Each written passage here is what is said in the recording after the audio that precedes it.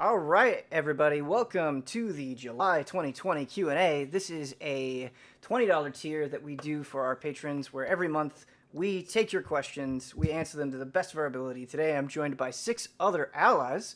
How's everybody doing? Doing good. Great.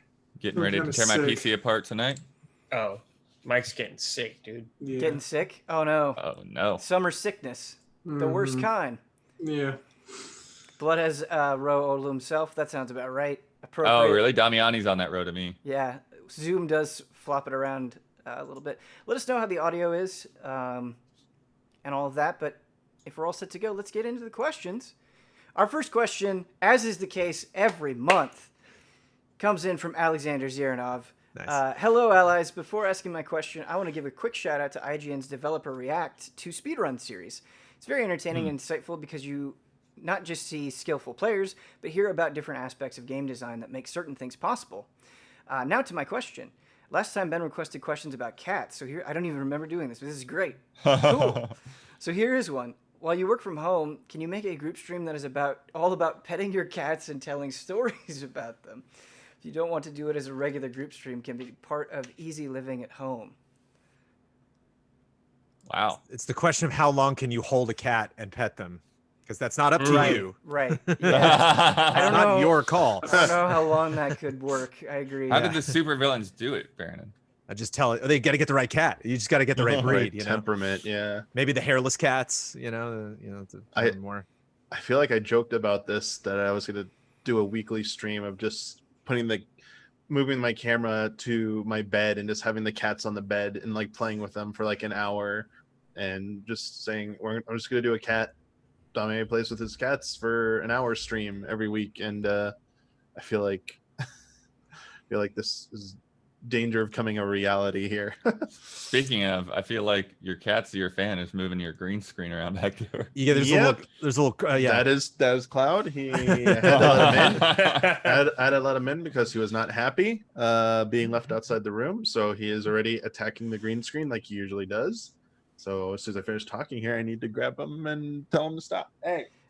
During the Demon Souls remake reveal, there was a stool behind me, and East was sitting on the stool, and it looked like on the screen that he just phased into existence. Oh, man. Which was very funny to me. But yeah, I don't know. I don't think it would work out too well for a stream, but I'm happy to tell more cat stories on like Persona streams and stuff. Our next question comes in from Sage Mode Q. Hello, allies. I've recently been playing some old games on my PS2, and one franchise that immediately caught my attention was James Bond. We haven't had a really good James Bond game in a long time. GoldenEye, of course, comes to mind, but I personally loved the Pierce Brosnan PS2 games as well. Agent Under Fire, Nightfire, Everything or Nothing. That got me thinking of which studio I would want to make a new James Bond game. So my question to the allies is, which studio would be the best to make a Bond game? And if you could have any studio from the past remade, remastered, rebooted by the studio of your choosing, which game and studio would that be? Thanks for all you guys do and keep us entertained during these stressful times. P.S. Very happy Yakuza 0 made it into Hall of Greats. Just finished it for the first time last week. How OP is Majima's Mad Dog style? Well, now it's on to Kiwami. Remedy. Remedy's James a good Bond call. game. Remedy. Remedy's for the good. cinematic stuff. Yeah, I was gonna say IOI would be fun. That's who I was going to say. Brandon Jones on the These are way better than I was gonna say. Respawn, but you guys are way better. No, I was gonna say Respawn too, actually. I think they could do an interesting twist on it. If they didn't mention Bloodstone, check that one out. Underappreciated Bond game. Respawn would be a good Daniel Craig era Bond thing, where like maybe a little slower paced stuff from the old days would fit more of the Hitman devs. But yeah, Hitman is so perfect. I am the weird one here. I have never liked a James Bond game after I played GoldenEye. I've never liked any of the other ones. It's the best. They're trying. Yeah, I don't know. Bloodstone is awesome, dude. I really like Bloodstone.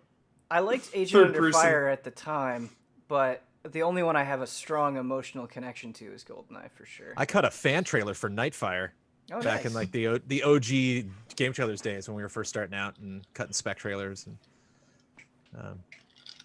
that like all my other fan trailers was way too long. If 4 minutes is good for a game trailer, right? 4 minutes, like now it is. Yeah. If Depends they on do a the show. Daniel Craig era Casino Royale, I want there to be a part where you're being tortured by the rope ball hitting you in the genitals, and I want there to be a button prompt that just says withstand, and you just have to press it every so often. That's what I want. just that sequence. I feel like Bond games a lot of times tend to focus on the action, and I think it would be neat to like focus on dialogue or interrogation a little bit more. Like, I don't know, that doesn't really come across. So I wonder who would do that the best. Like an Obsidian James Bond game would be pretty interesting, Ooh. I think. Yeah. Right? Yeah, yeah. And you sort of have that with Alpha Protocol, but I don't know. That would be interesting. Yeah, if they basically got a reroll on that. You Yeah. know, wouldn't necessarily be named Alpha Protocol, but for them to do something similar in the future. Is there one in particular you would want rebooted?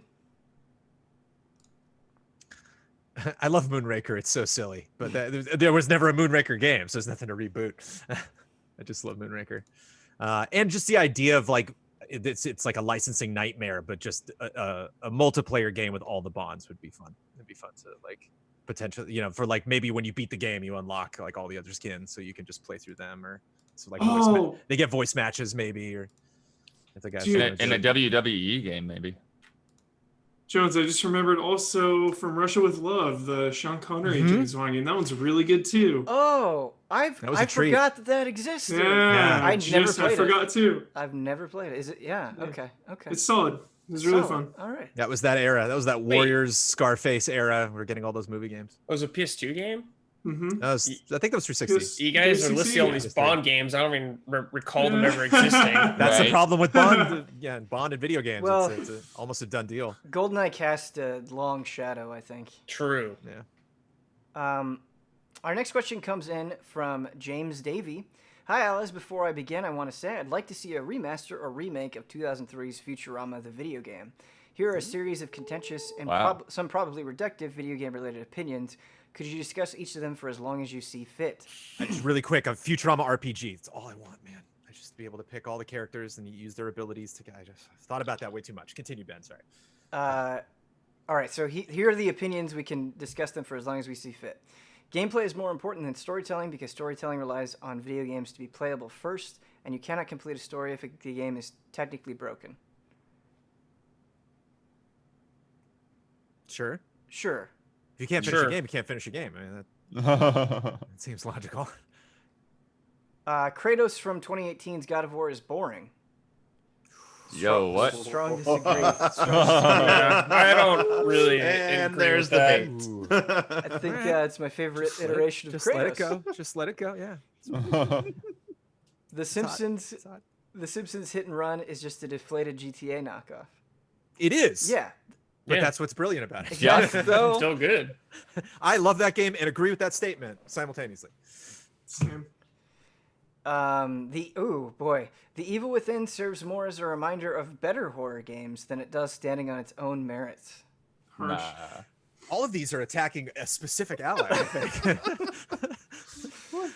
Harsh. Agreed. I mean, the Q&A, this is the time to do it. Let's hash it out. Isn't this like more than one question? I feel like Evil Within 2 really like did its own thing. I really like it. But it's even awesome. even Evil Within 1, it's just like calling back to its Yeah. the stuff the creator did anyway. It's celebrating the entire genre. Yeah. Totally. Resident Evil 3 Remake is just the Resident Evil 2 remake with a haphazard palette swap stapled to an obvious base level differences. Not even remotely close. It's way different. I feel like the person didn't play the game. The worst thing about Control is the main character Jesse Faden. What? I wouldn't disagree with that. Worst thing about Control is the map. Come The worst on. thing Yep, about the Control map. is the map. Sure. Yeah. Patched Map the is map. usually the They worst patched thing. the map. They patched they? the map. Yeah. What did they patch about it? They I made don't it remember. different. You can like rotate it or They something. made it good Oh, They made it easier to read. or usable. cool, yeah. Actually, Okay. I mean, Thank Jesse goodness. Faden's like whatever. it's weird. She's like intentionally dry. Kind of There's Yeah, so many blank other slate. things that you could point to before Jesse Faden. It's just weird. Days. But it wasn't. Jesse- Yeah, it didn't approach like anger for me, but it wasn't like it wasn't a huge plus. It wasn't something where I was like, "Damn, that performance," you know. Jesse But- VENN has potential for later down the line. Yeah. They don't do sequels though. Do you think we're gonna get Control 2? You think they finally landed on something they wanna?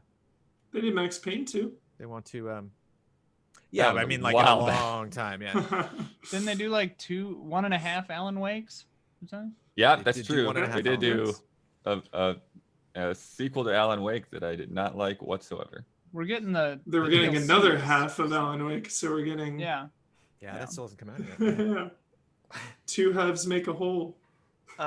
Days Gone is nothing but a blend of generic and overdone video game tropes. True, with the exception of the motorcycle. There's not a lot of. The Mad Max is the only other game I know that did that, and that. What'd they say? Generic and what? Overdone video game tropes. I mean, I think Fakers Isn't it were like pretty generic? unique. It's already pretty common. Overdone, I guess, are kind of like the same things, but yeah, it's still fun though. Most video games are pretty much the same thing. Mhm. Freakers are awesome. Chuck them in like 6 categories, and there you go. Yeah, it's like Assassin's Creed is that, like, as a rule. Like that's what I'm paying for. Damn it.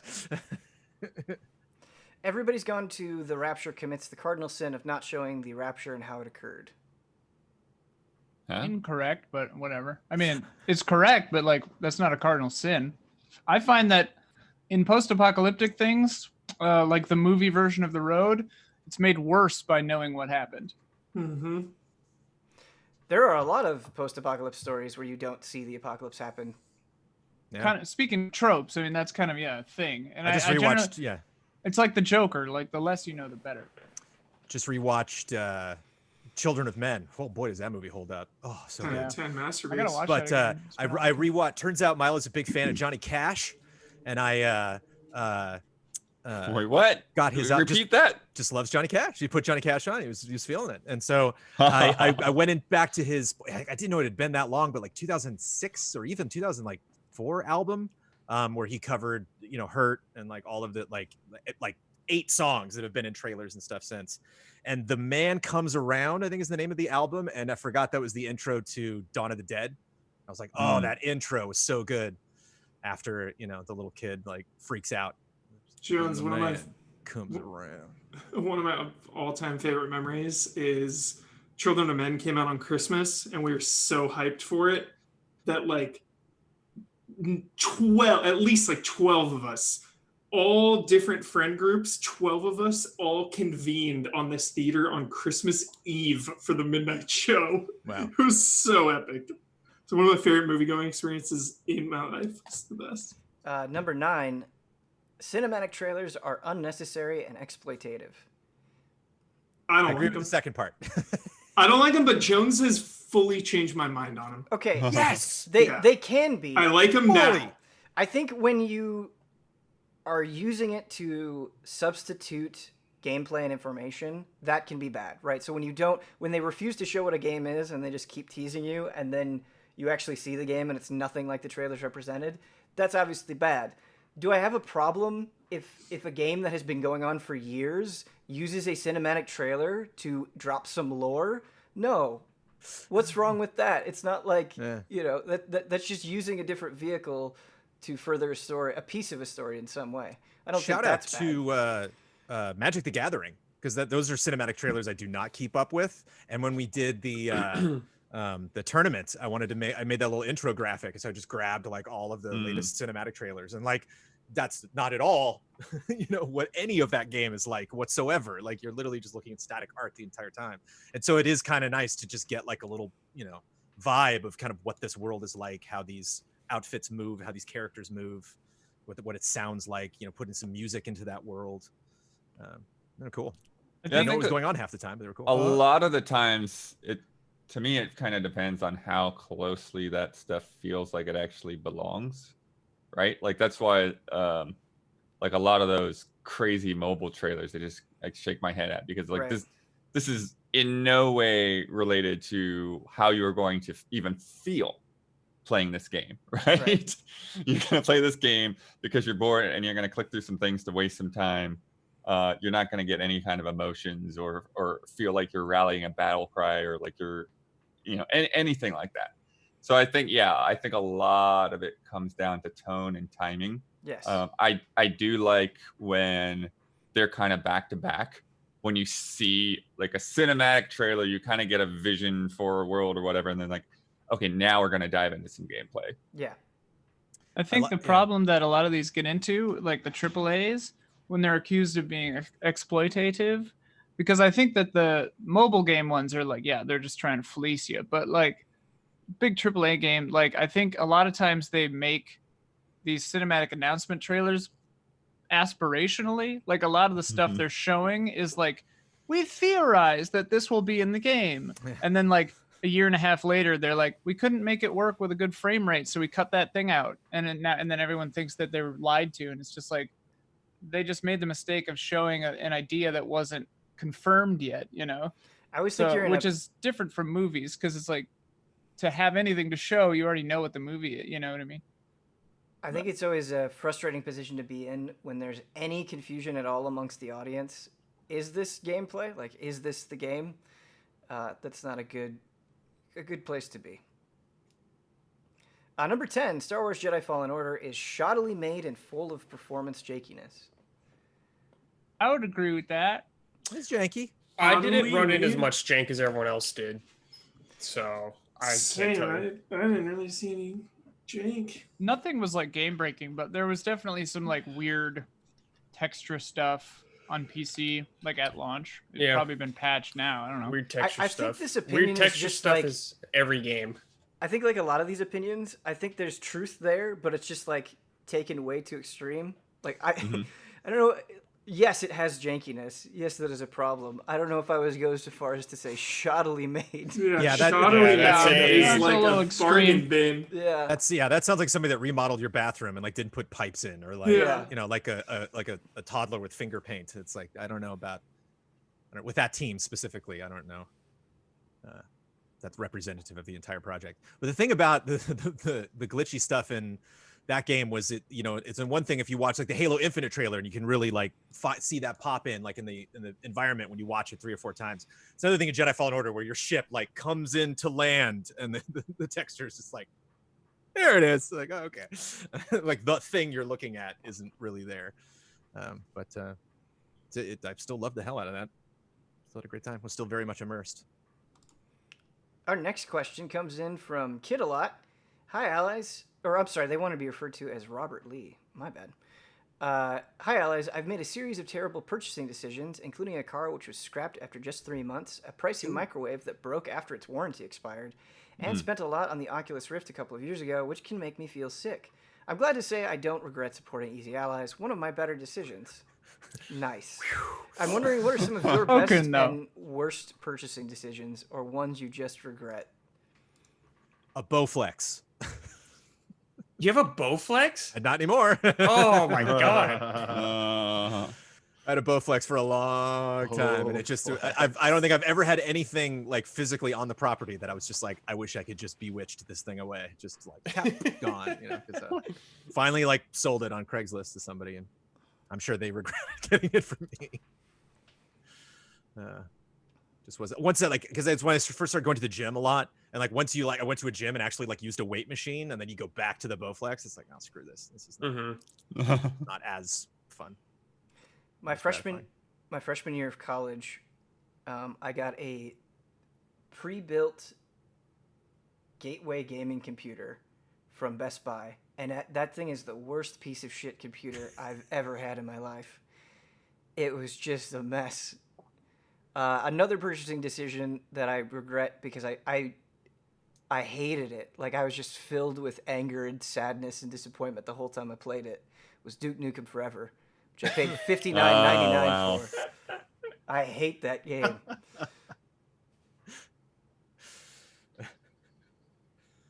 I made sure to GameFly that one, Ben. That's There Ooh, were yeah. other options for me, right? Like, Yeah. yeah.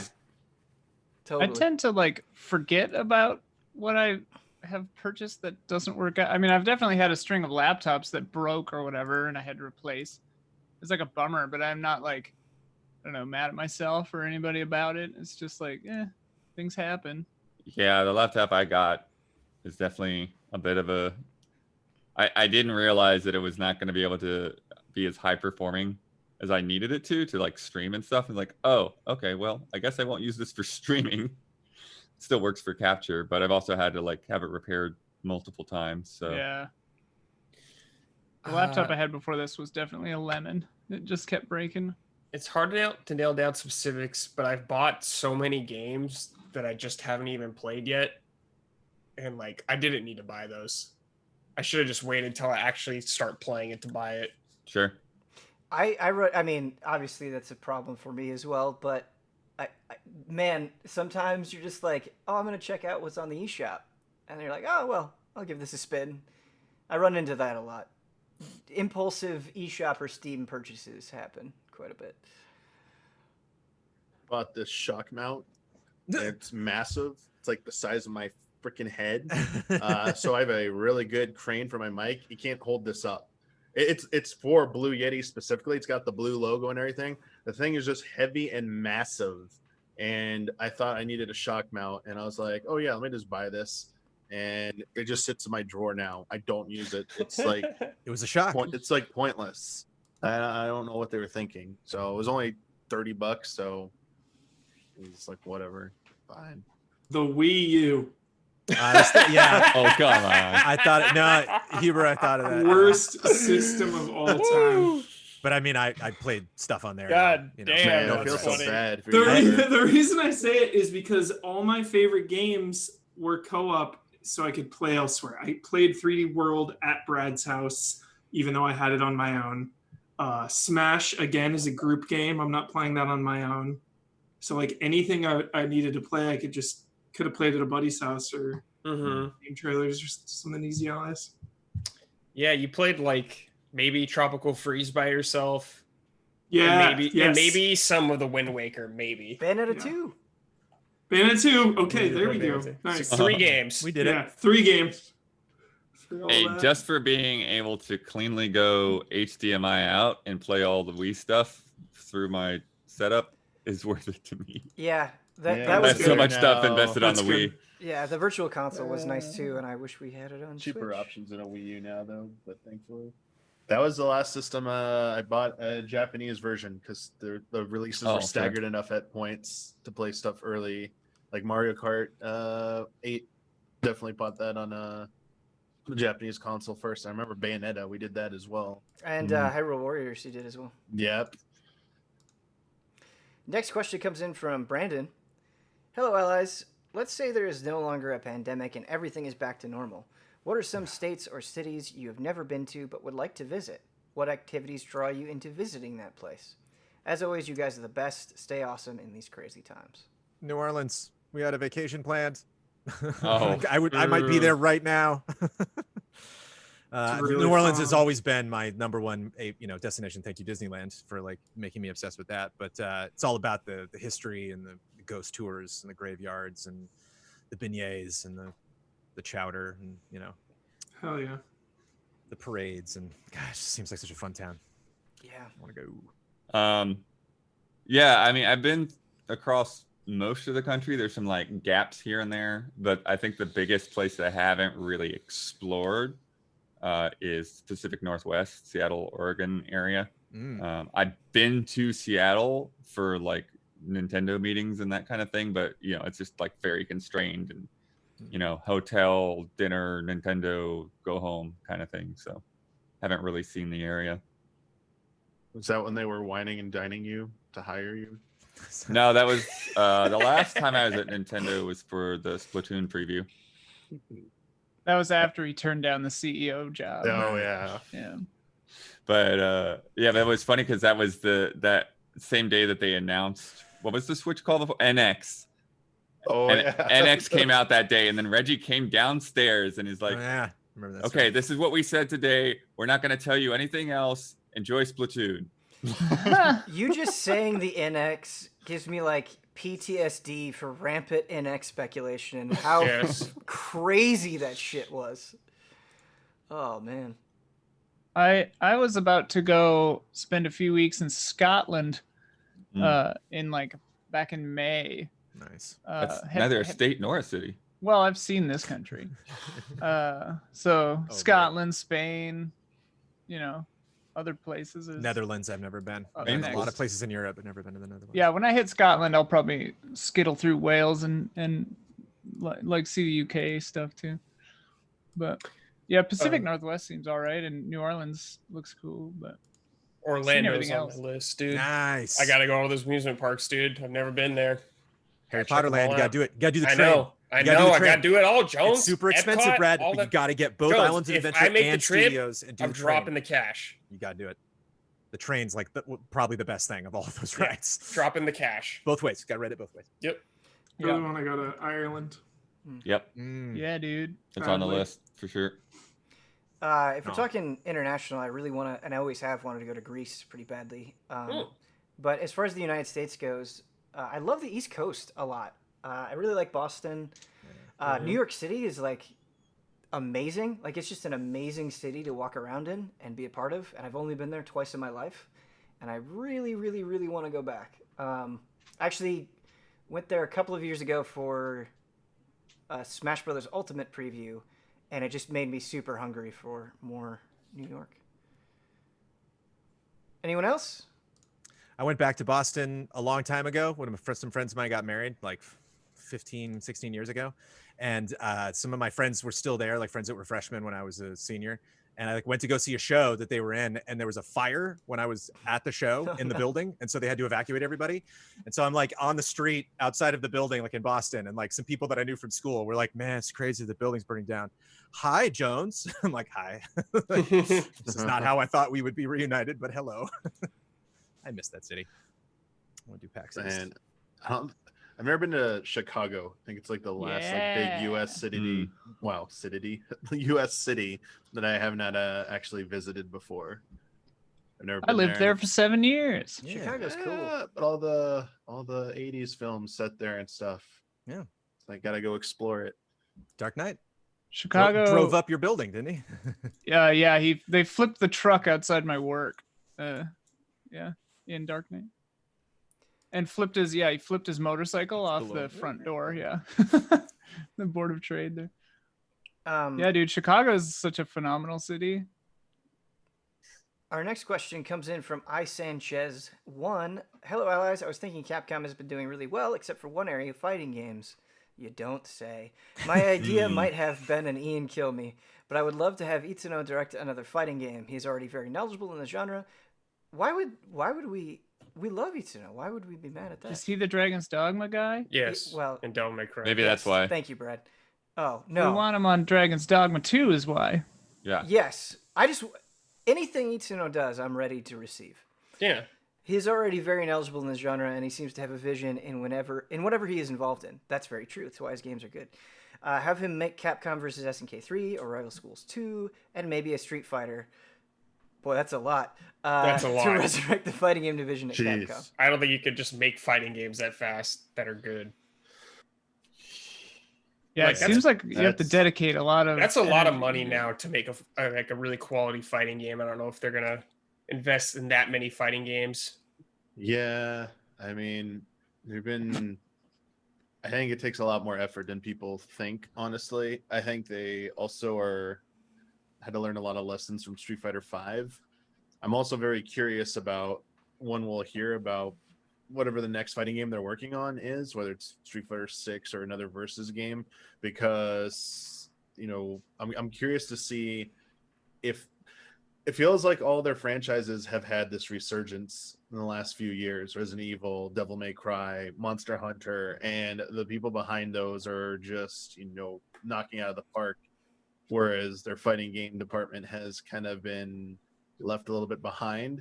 I wonder if there'd be any potential for a changing of a guard there, or trying to tap into someone else to revitalize that department, because I think there probably were a few missteps with their last few fighting game franchises that they tried to try out again. Yeah. Well, I mean, they have been shuffling stuff, and I mean, yes, like Marvel Infinite was a mess. Yeah.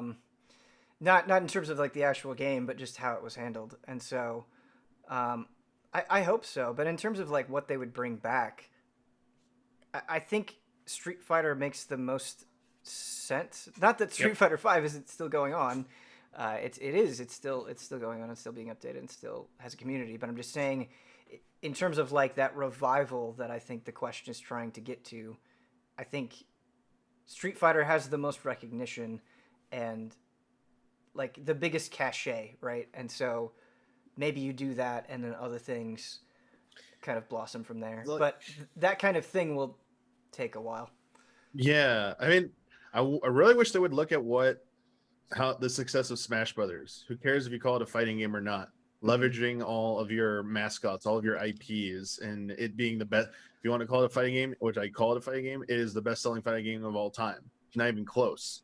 Capcom has a ton of beloved characters and franchises. If they were smart, they would just make a fighting game involving all of their characters, like it's essentially their version of Smash Brothers, but maybe, you know, a more traditional fighting game instead of knock the characters off type thing like Smash Brothers. I don't understand why they don't try something like that. In addition to maybe if Street Fighter isn't doing what it needs to do anymore, I don't understand why they don't at least do that. I think it'd be huge. Yeah, as long as the core mechanics are good enough. I think people expect a little more from Street Fighter in a fighting game. Yeah. Like how like deep the fighting game is than Smash. I'm not saying Smash can't be deep or anything like that, but I think people expect big things from Street Fighter. Yeah. Waiting with bated breath. Yeah. Our next question comes in from Mikhail Aniel. Sorry if I butchered that name. Hi, Easy Allies. The coming years will be nice. So many interesting games. I like this vibe already. Ni no Kuni 3, which was announced in the summer of 2019 by Akihiro Hino in an interview with magazine Nikkei, source PC Gamer. I actually didn't know that. I didn't know that either. I didn't. What? And I was Damiani's not aware face of is this. telling me that he didn't know that. Are you saying this for the film that came out? I am reading the question. It's rhetorical. They Straight, obviously can't. It's not to you, Ben. It was. Yeah. to No, the I'm person just who kidding. asked I'm this, kidding. yeah. It says Ni no Kuni 3, which was announced in the summer of 2019 by Akihiro Hino in an interview with magazine Nikkei, source PC Gamer. Maybe something to fact check, I guess. Yeah. Um, PC Gamer, right? Get on it, Damiani. Dragon Quest 12, which they have said is in development, but that's all we know. Sure. Yeah. Ys 9 coming in 2021, Mm. which is already out in Japan, Oh. and we've seen a good bit of, and looks fantastic. Legend of Zelda Breath of the Wild 2, which we've seen a little bit of. Which games are you waiting for?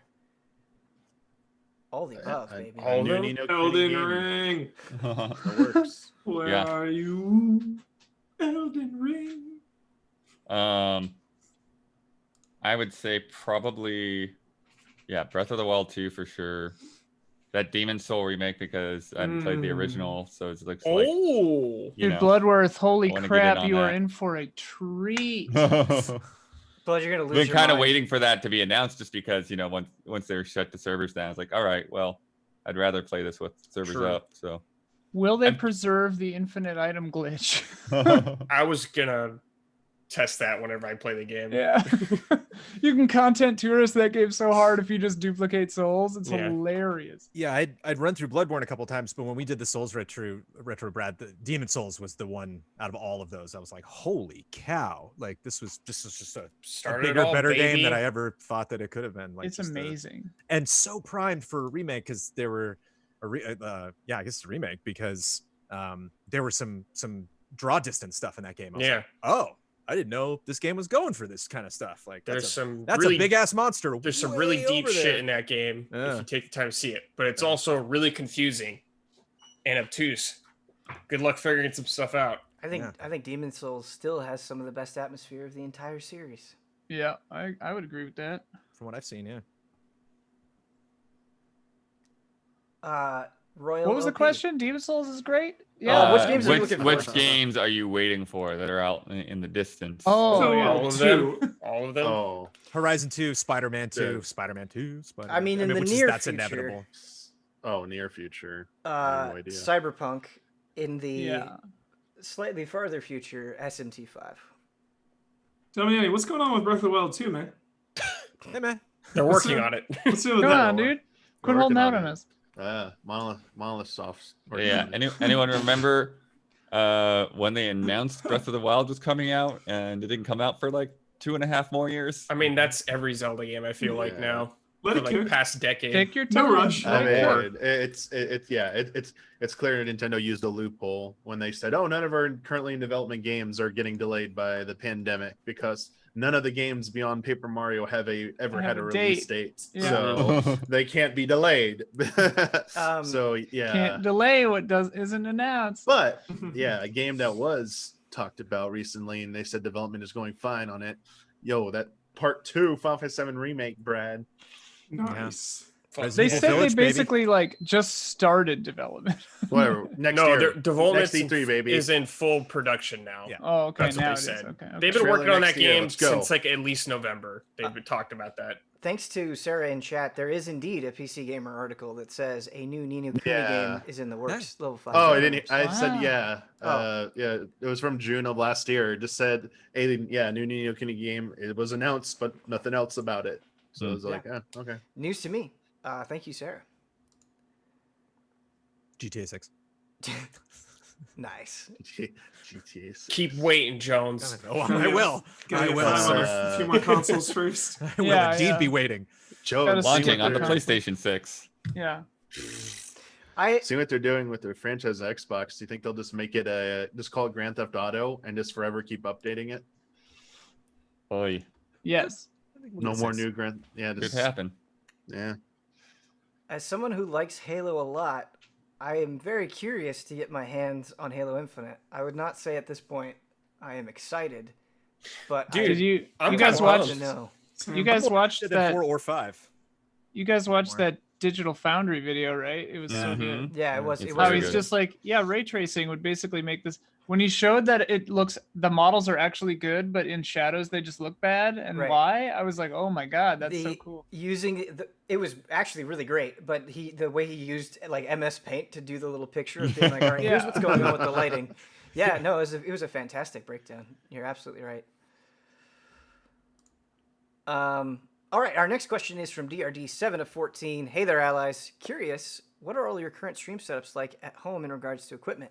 And any near future plans to upgrade? Lighting, camera, capture equipment, and computers are mainly what I had in mind, but if you had anything fun to share that I left out, would love to hear it. Boy, I can speak to this. I just upgraded my mic, so it's not that desk Yeti anymore. It's a mic on an arm. It's a Rode mic.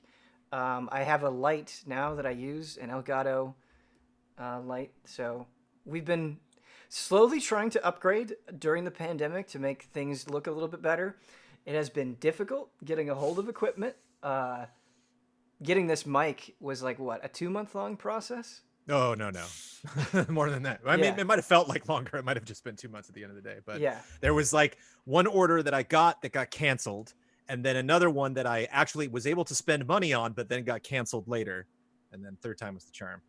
When it finally, actually, that was a good day for me when you said you got it. I was like, yeah. Yeah. Although I love the Bloodshade in Slack because he sent you a light, Brad. Mhm. Yeah, and Blood was like, Brad got his light. Ball's in your court, Jones. I'm like, okay, all right, thanks. Equipment acquisition. I don't rights. even remember this, but okay. Yeah. I mean, in I his think you put a defense, winky face after it. Just We- to be fair. I didn't know about the woes, so I just thought you just weren't doing it. So I was just like, Jones, just order his mic. Like, Yeah. what's happening? I I checked didn't know. every day.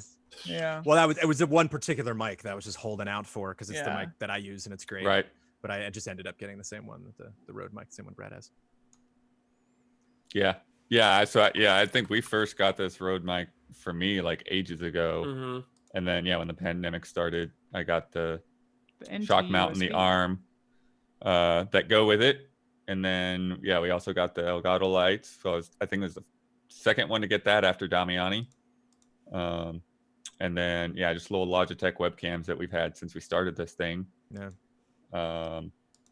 Yeah, which are not great. Yeah, thinking about Well, upgrading after I move About that. to a better camera. Kyle actually texted me to ask me about what camera I'm using because he was saying, dude, why does your camera look so good on the streams and stuff? Can you just You're tell me which one you properly got? lit. And I told him that, but I was like, it's a Logitech Brio. And I thought I was like, yeah, I don't use one of those like Sony cams or Canons or whatever. It's like, nope. But I have two Elgato key lights though, key air lights on each side. Yeah, the mic, the mount, the pop filter, and then I think the thing that has been the biggest changer for me because it allows more flexibility is having the green screen. Yeah. Like having a personal green screen has been really good, Yeah. and this one has worked out pretty well. And yeah, I got the Stream Deck.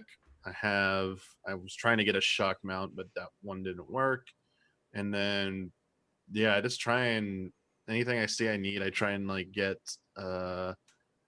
I'm just not sure. Like it gets costly though. Like everything is sold out right now. But at the same time, like the next upgrade for a camera is like we're going into $1,000+ range for a camera. Next audio upgrade is no more USB mic, would have to be XLR into an actual audio mixer. And it's like mini board. It's like that's gonna cost a lot. So Well, it's funny because like I basically have two setups because in here, this is my like music setup. So I've got this really nice mic in here and like, and an audio interface and all that kind of stuff. But out there, I have the same webcam. There are two of them. Omar, I think, let me use this one. He gave me a light out there too. I just like use Omar's leftovers. well, I mean, I used like lamp lights at first because I just wanted some kind of lighting. And actually, my roommate took all those. I gave them to him. I was like, I don't need these anymore. I got these professional things. You can have these not like whatever they are. But oh shit, I forgot what I was gonna say. Oh, I really need to get like when I can afford it at some point a laptop. Since I stream a lot of PC game stuff, it's not good to not play and stream on the same rig, no matter how god tier of a rig you have. We have proven that that's not. I don't know. Mine doesn't have any problems. But you're not streaming. Are you streaming at like ray tracing and like trying to stream at 4K and stuff? It does not, and it will go smoothly and while capturing and playing. Okay, Ian. 3% CPU usage, baby. Wow. Whatever. It monitors it. I watch. Mm-hmm. I think this is where It couldn't do Warhammer, Total War Warhammer, because that game is insane. Even though it plays no problem on my PC, it couldn't stream and play that at the same time because of the way it like uses something CPU. You really aren't supposed to. So if I had enough money to get a laptop, I would be able to just use that as the streaming thing. It's the only thing I really would like to get at some point. I think that's essential, but with that workflow, Damiani, the one question I have is audio though, because if you go out audio with HDMI, it usually doesn't duplicate your audio to the PC that you're playing on for headphones and stuff. Oh no, I'd have to buy a box, a sound thing to run like it through first, and then split that out so I can go to my headphones and then into the capture unit that way. There's also there's a program called Voice Meter, I think, that's made by the same people who makes VB audio cables. That a little complicated learning curve, but it lets you separate out virtually into as many different sources as you want, and you can route it so you could duplicate anything and send it wherever you want. So that would be necessary too, brother. I would say get that. I use virtual audio cable when I want to have voice chat with people and I don't want the stream to hear them. I haven't used it yet, but I heard good things about the software that comes with the new Elgato Wave 3 mic. It's not that technically plug and play, like systems don't automatically detect it, like OBS XSplit don't automatically detect it. You have to run its software first, and its software automatically splits out all of your incoming audio, not just mic audio, does what virtual audio cable does, but like in a much nicer user interface. And I was looking at that, I was like, ooh, that's pretty nice, but I just don't know how good the quality is. But yeah, that's splitting out your audio is pretty important if you want to do more complicated things, especially when you want to do like live podcast and you want to bring guests on and stuff like that, because you want to have independent audio recording. Plus these programs already do that too on top of that, but it's nice to have your own control over the levels and stuff instead of everything's going through one thing. So you have one volume slider for everything. That's never the best solution. Shout out to Ian who put the old. I'm nostalgically using the two lights that we first used ever. Easy Allies Anything that I stole from Amanda, who used to use those when she would record auditions at home. She still does that, but when she used to use these for that. And you hung one up on the rafters one time, and I was like, "Oh yeah, there's rafters up there." So I got one perched up there. Nice. But I'm getting a new mic yeah. soon as well. Hell yeah, dude. Oh, Huber. Upgraded. Our next question comes in from Mike Hook. Hey, allies. The days are going by too quickly for me. My life is moving way too fast. Whether I'm at work, sitting at home, or out and about, I find the day is gone before I know it. I understand the science of getting older. Fun fact, if you were to live to 90, once you hit 30 years old, due to perception of time, your life is already halfway over. Do any of you feel the same way? And what do you think we or I can do to help slow down the day while still having a fulfilling one? Well, now I feel horrible. What? Meditation. I was gonna say, Be in the with moment. with like quarantine and stuff, I feel like a lot of people are being forced to experience like that mental slowdown of time to maybe not the most extreme extent it can ever be. I can definitely think of situations where time would probably pass away slower for you, but I feel like once things can go back to normal, it's gonna feel like light speed for people how fast time passes, because everyone's gonna have like fun again doing stuff. And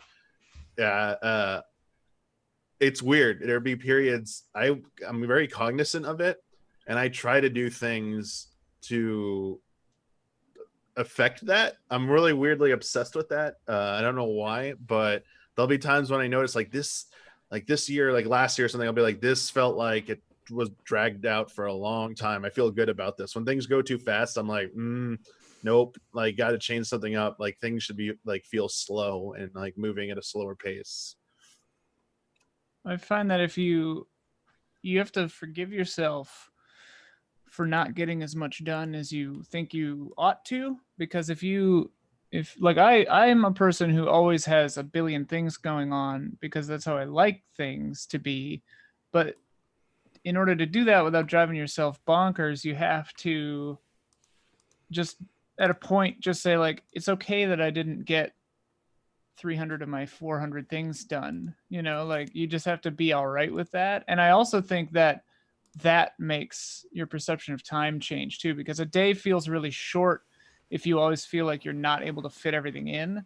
Whereas if you just say, today, if I get this one thing done or as far as I can, that's going to be great, and that's a big important part of it. I feel like I'm in therapy right now because that is like that's it.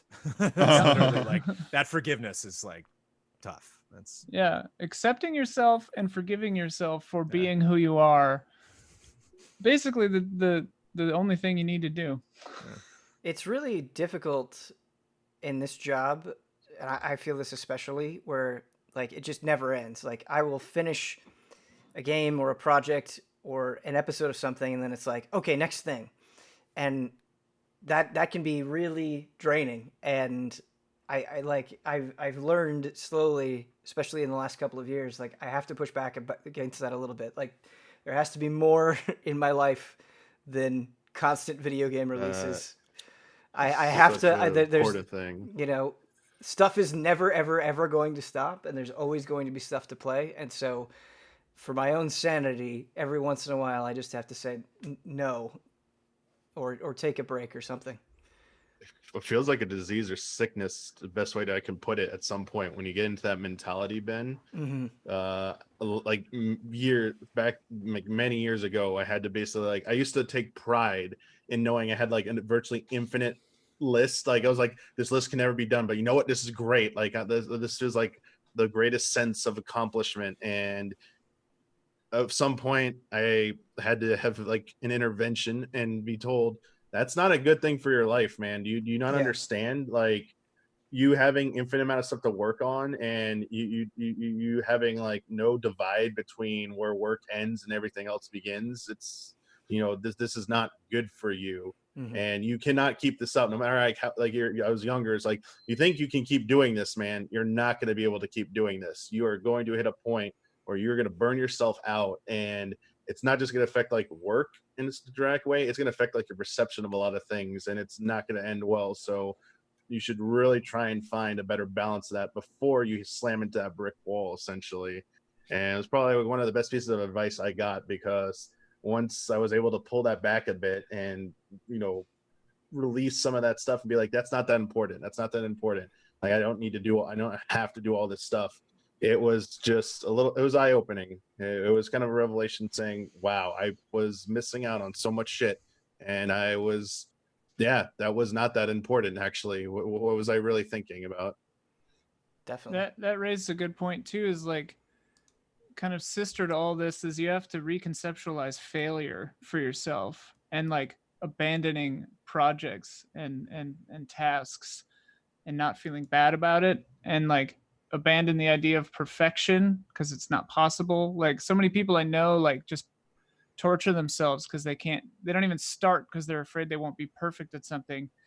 And it's like, try and fail, and part of that forgiveness, and like you won't feel like you've lost time when you give something up, because it's like a sunk cost fallacy thing. A lot of people like, well, I've spent so long on this, I need to keep going on it. And it's like, no, you learned something, just give it up, go to the next thing, use what you learned and move forward. Yeah. That's why, for all its flaws, I actually was oddly moved by the ending of Tron Legacy, because it's about that when Jeff Bridges like confronts this AI that he's created. The AI is like, I'm trying to make things perfect, and Jeff Bridges is like, you can't. I didn't know that when I made you, but I know that now. I was like, whoa, this silly movie is just like made a point. But I again, just that's what I love about meditation. I set a 5-minute clock, and almost every single time I meditate, I'll just like peek and be like, it's got to be 5 minutes, and it's like 2 minutes 20 seconds. I'm like, whoa, so if you're like hungry to have time move slowly, like that's maybe one exercise you can do. Yeah, but what's kind of funny with Ian and Damiani talking about like crossing stuff off the list and kind of forgiving yourself for it, like that kind of just happened with me yesterday, just like, because I really wanted, with all those Xbox demos that came out last week, I was like, oh yeah, like demos, those will take no time at all. Like we can like play through a couple of those every day and talk about and put up lots of videos. And like every day last week was like, there's no time for this. There's no time for this. And then Monday comes around and I'm like, this really doesn't seem like it'd be a good idea to try to squeeze this in at this point. Like it's gone. Cool idea. Maybe next time around, but the life did not allow me to do that cool idea. So thanks a lot, life. Our next question comes in from Carl. Hey Allies, the Video Game Entertainment News Network, or VENN for short, is set to launch in a few areas in early August 2020 before expanding and will be available in various platforms to be named. My question is, will VENN be dead before or after the return of G4 in 2021? Yikes, this is the first I'm hearing of this. VENN? Yeah, I didn't know about VENN at all. I only heard about VENN because of G4, because everyone was like, we already got VENN. I only heard about like, VENN because some former Funimation coworkers were excited about it. I'm like, what the hell is this? And so the question is, will VENN be dead before G4 starts? But G4 is not being a TV show, right? It's being a streaming website or type thing, isn't it? Do we actually know anything yet, other than no? It's going to be there, and then Blair Herter is back in it. Nice man. What, G4? Yeah. Very nice fellow. The only thing I will say is Video Game News and Entertainment Network, we're not lacking in those things. Yeah. It's a tough space. So it does just I don't know what the thing is, but I'm just going off this question and what the name seemingly implies. It'll be tough for sure. Dang, and G4 and early video stuff got me like excited about the possibilities of making video content. It was the episode they did a show called Icons, and the one on Miyamoto, where they had him talking about backstory to both Mario, Donkey Kong, and Zelda. It was basically like a Wada ass type stuff, but from like him being interviewed by Wada, and it was just this candid stuff, and I was like, that's so cool. And they're like getting to talk to him and stuff, and like doing this, and usually there's like E3 interviews where it's just like a text article on IGN back in the day, something like this, and this was like a video interview, and I was like all produced. I was like, this is good. Ben, the shift in how people felt about us at Game Trailers when we launched a product called GTTV was like embarrassing. It was just like we would just talk to people and be like, here's who we are, here's all we do, here's our traffic. You know, we're with MTV Networks and Viacom and blah, blah, and they're just like not interested. And it's like, well, we have the show called GTTV. And they're like, did you just say TV? And it's like, yeah, it's literally the same type of stuff I was just telling you. It's like, yes, but you said those 2 letters right next to each other. And now we're having a conversation. It's like, all right. Is Like, this deal? Well, that used to be. That used to Maybe be like. that's so backwards. Ben's thinking that like I don't think I know what I was gonna say. TV, you'd say. Like, But they used to be part of like our ticket into a lot of things too. It's just Sure. like the MTV shirts, right? Like, Yep. we're part of MTV. yeah. There you go. We always had to bring the GT mic flag and then have the MTV side. So it's like if they give you a hard time, just spin it around to the MTV part. Dude, come on in. Here goes Game Trailers. Was that MTV? It's like the Right He-Man in here, character. right his this head way. changes. VIP pass. I was like, what the hell? So Yeah. Yeah, bad. G4 and VENN have got to Huber be and I- ready to lose money. Like you have to have a long Yeah. term plan because it's just not going to work out right away. Huber and I both worked at G4 for a little bit. How long were you there, Huber? I was the final intern. Wow. The final. So what year was that then? 2011 or 12 Okay. or something. It I was there. 12 maybe 2012. I was there for like 2.5 months or so. At the end of 2006, I was there when the PS3 and the Wii came in. So Nice. that was Hell like yeah. my crazy thing is like marathoning Twilight Princess the week before it came out and recording the entire when was freaking Miss of Pandaria? That's when I was there. Yeah. thing. I'm I in was that at video. Game Trailers Yeah. at that point. Yeah, it was like 2012. I tracked that video down. Our next question comes in from Andrew. I have very strong feelings on this. Hey, allies, wanted to get your opinions on something that has really started to irritate me in regards to video game sequels. Why is it an acceptable trend to jump into a series wherever and try to have a valid opinion on it? Mass Effect 3, The Witcher 3, The Last of Us Part 2 are all examples where it is downright disrespectful to only play those games in the series because of the amount of story that comes before. You wouldn't want to talk to somebody who only watched The Return of the King, right? As always, love and respect. Oh, well, there's 2 very different scenarios there. Like Return of the King isn't necessarily a sequel. It's just too big of a story to tell in one movie, so they had to chop it up. I mean, same thing. You know, the book was originally meant to be published as one book, and the publisher chopped it up. But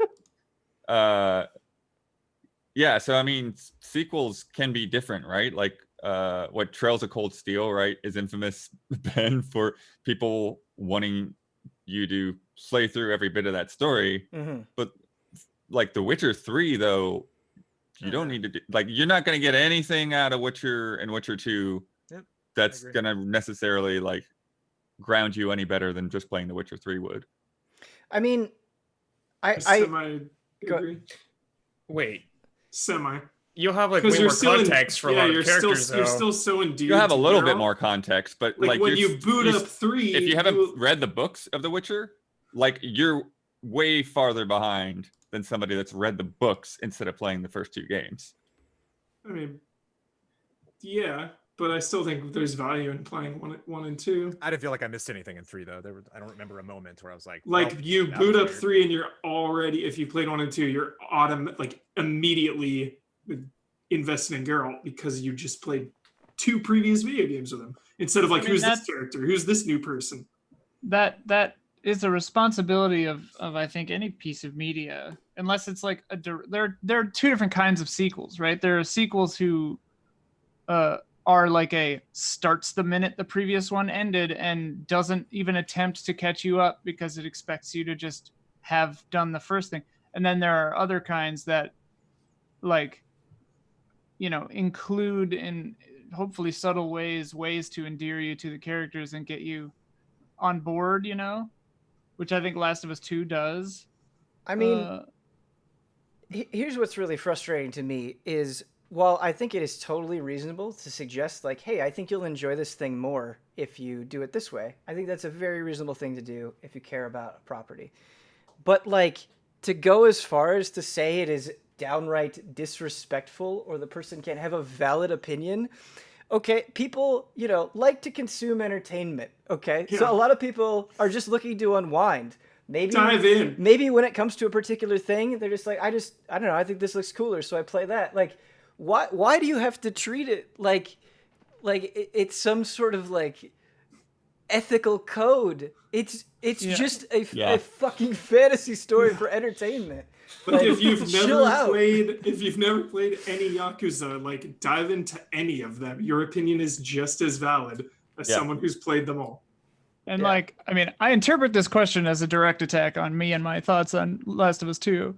But like, I've played hours of Last of Us 1 and I watched the entire story.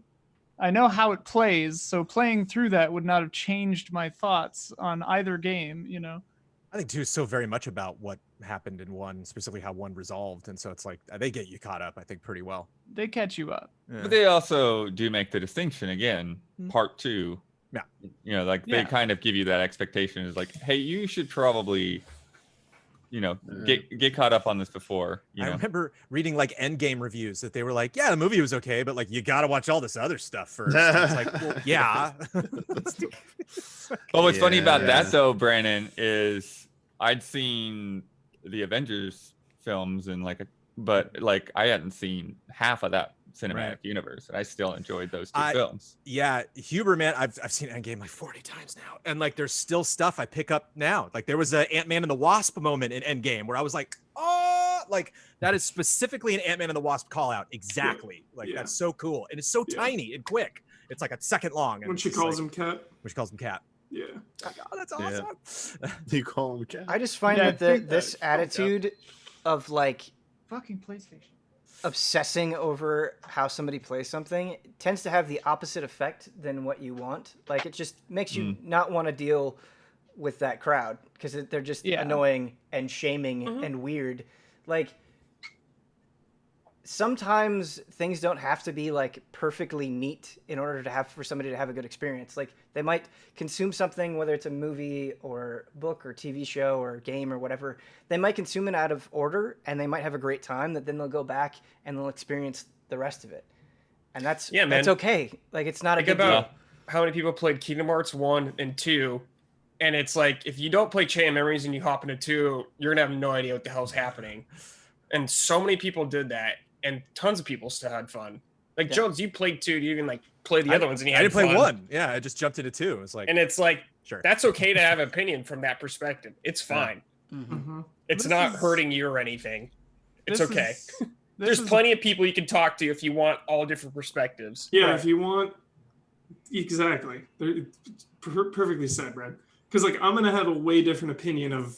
I've been thinking about this, the Mafia remake.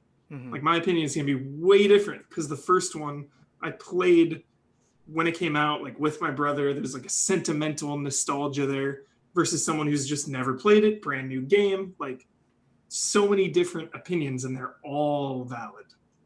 Also, like, we've gotten into a place with like nerddom where like people brandish their opinions as though they're facts, and like they bludgeon people with them, and they hold them as like some kind of sacred thing, and they view the opinions of others as some kind of sacred thing that's right or wrong and has intrinsic value.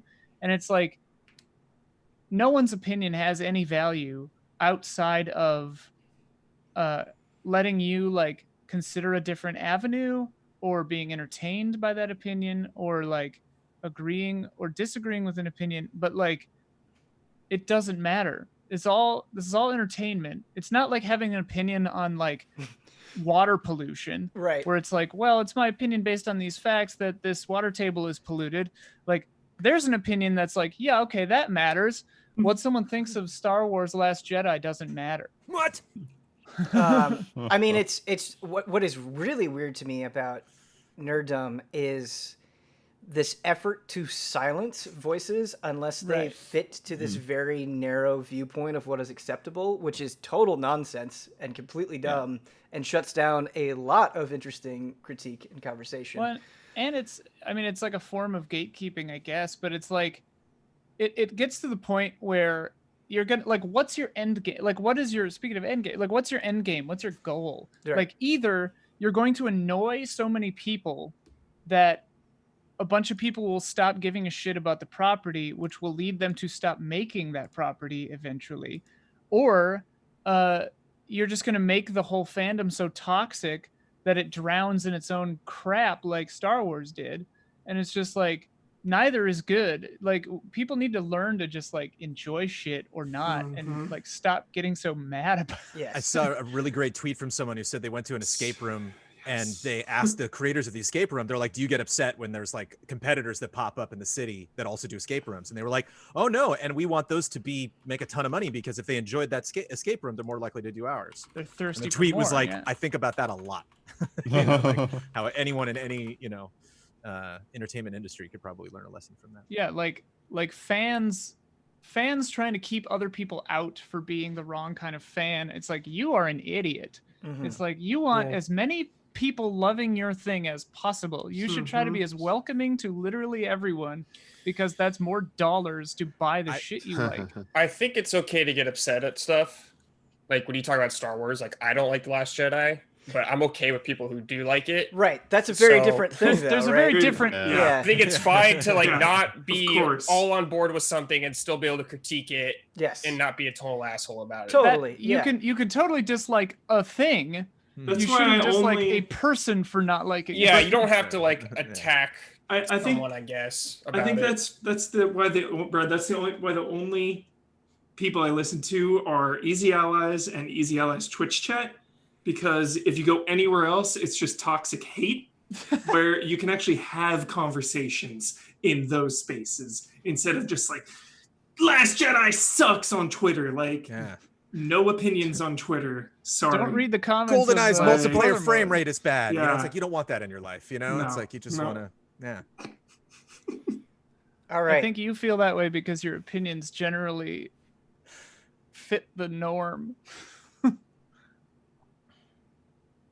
Our next question comes in from Jeremy. At the beginning of this month, Jones mentioned on Cup of Jones that he had just rewatched Spider-Man 2 and he'd love to talk about it, but he doesn't have any time or place to do so because of the structure of Easy A. So I thought I'd use my question this month to ask, Jones, what are your thoughts having rewatched it? I personally just rewatched it for myself, and it still holds up, but it's definitely showing its age. No, I mean, I don't know. There's like it sucks because I think if you can watch something and really enjoy it. The original Avengers was like that. When I first walked out of Avengers, I was like, that's like the best comic book movie I've ever seen. I can't believe they pulled that off. I can't believe they introduced Hawkeye and Thor and just introduced us to Cap. And then like I went back and rewatched those, and like Avengers is a little rough. There's some comedy in that movie that I'm like, all right, slow down, Joss. Let's like, have a little more character development here. And Spider-Man 1 and 2, I went back and rewatched both of them, and like, it's just hard. Like, you never really. He's so sad. Like Peter Parker is depressed like the whole time. Like, and it's so I think that's like one of the big things with Tom Holland is that it's so funny. It's just so he has so much fun with Peter, and he's just like, my life sucks. Like, it's just like, okay, that is definitely needs to be a part of Peter Parker's life, the strain that he feels. But I think they recognized that was so different from all of the stories that were being told of other comic book characters that they just went so hard on that. And it's just like, Mike, you say Uncle Ben one more time, man, and it's over. You just talk about how much you can't be with Mary Jane one more time, and that's why the PS4 game is so refreshing. Because it's just like, let's skip all of that stuff and let's just get into like the golden era. That's kind of where I love when comics do that, where they're like, all right, let's get into the meat and potatoes of like the best of the blue team, gold team, X-Men, Batman and Robin. Like, let's get right to Jones. Does Alfred Molina hold up as one of the greatest villains of all time? He does the best job he can. He does like his wife is like, I can't remember her name right now, but she's this like infamous Broadway actor, and she's terrible because they just don't give her, they have like a scene to be like, I love my wife, I love you. Anyway, she's dead. Moving on. Like, it just doesn't. It's so melodramatic. I forgot how serious it was. But a lot of the action stuff is really. That train sequence is just phenomenal. Yeah. It's probably the best thing out of all of those movies. And Spider-Man 3.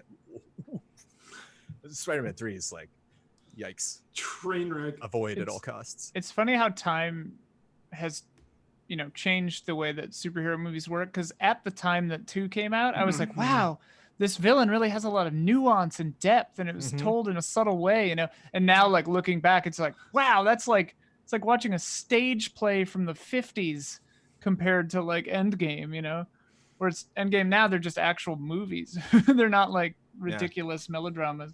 It's been Doctor Who is fascinating in that way because it's been around for so long that it just like it shows you what sci-fi was like in every decade.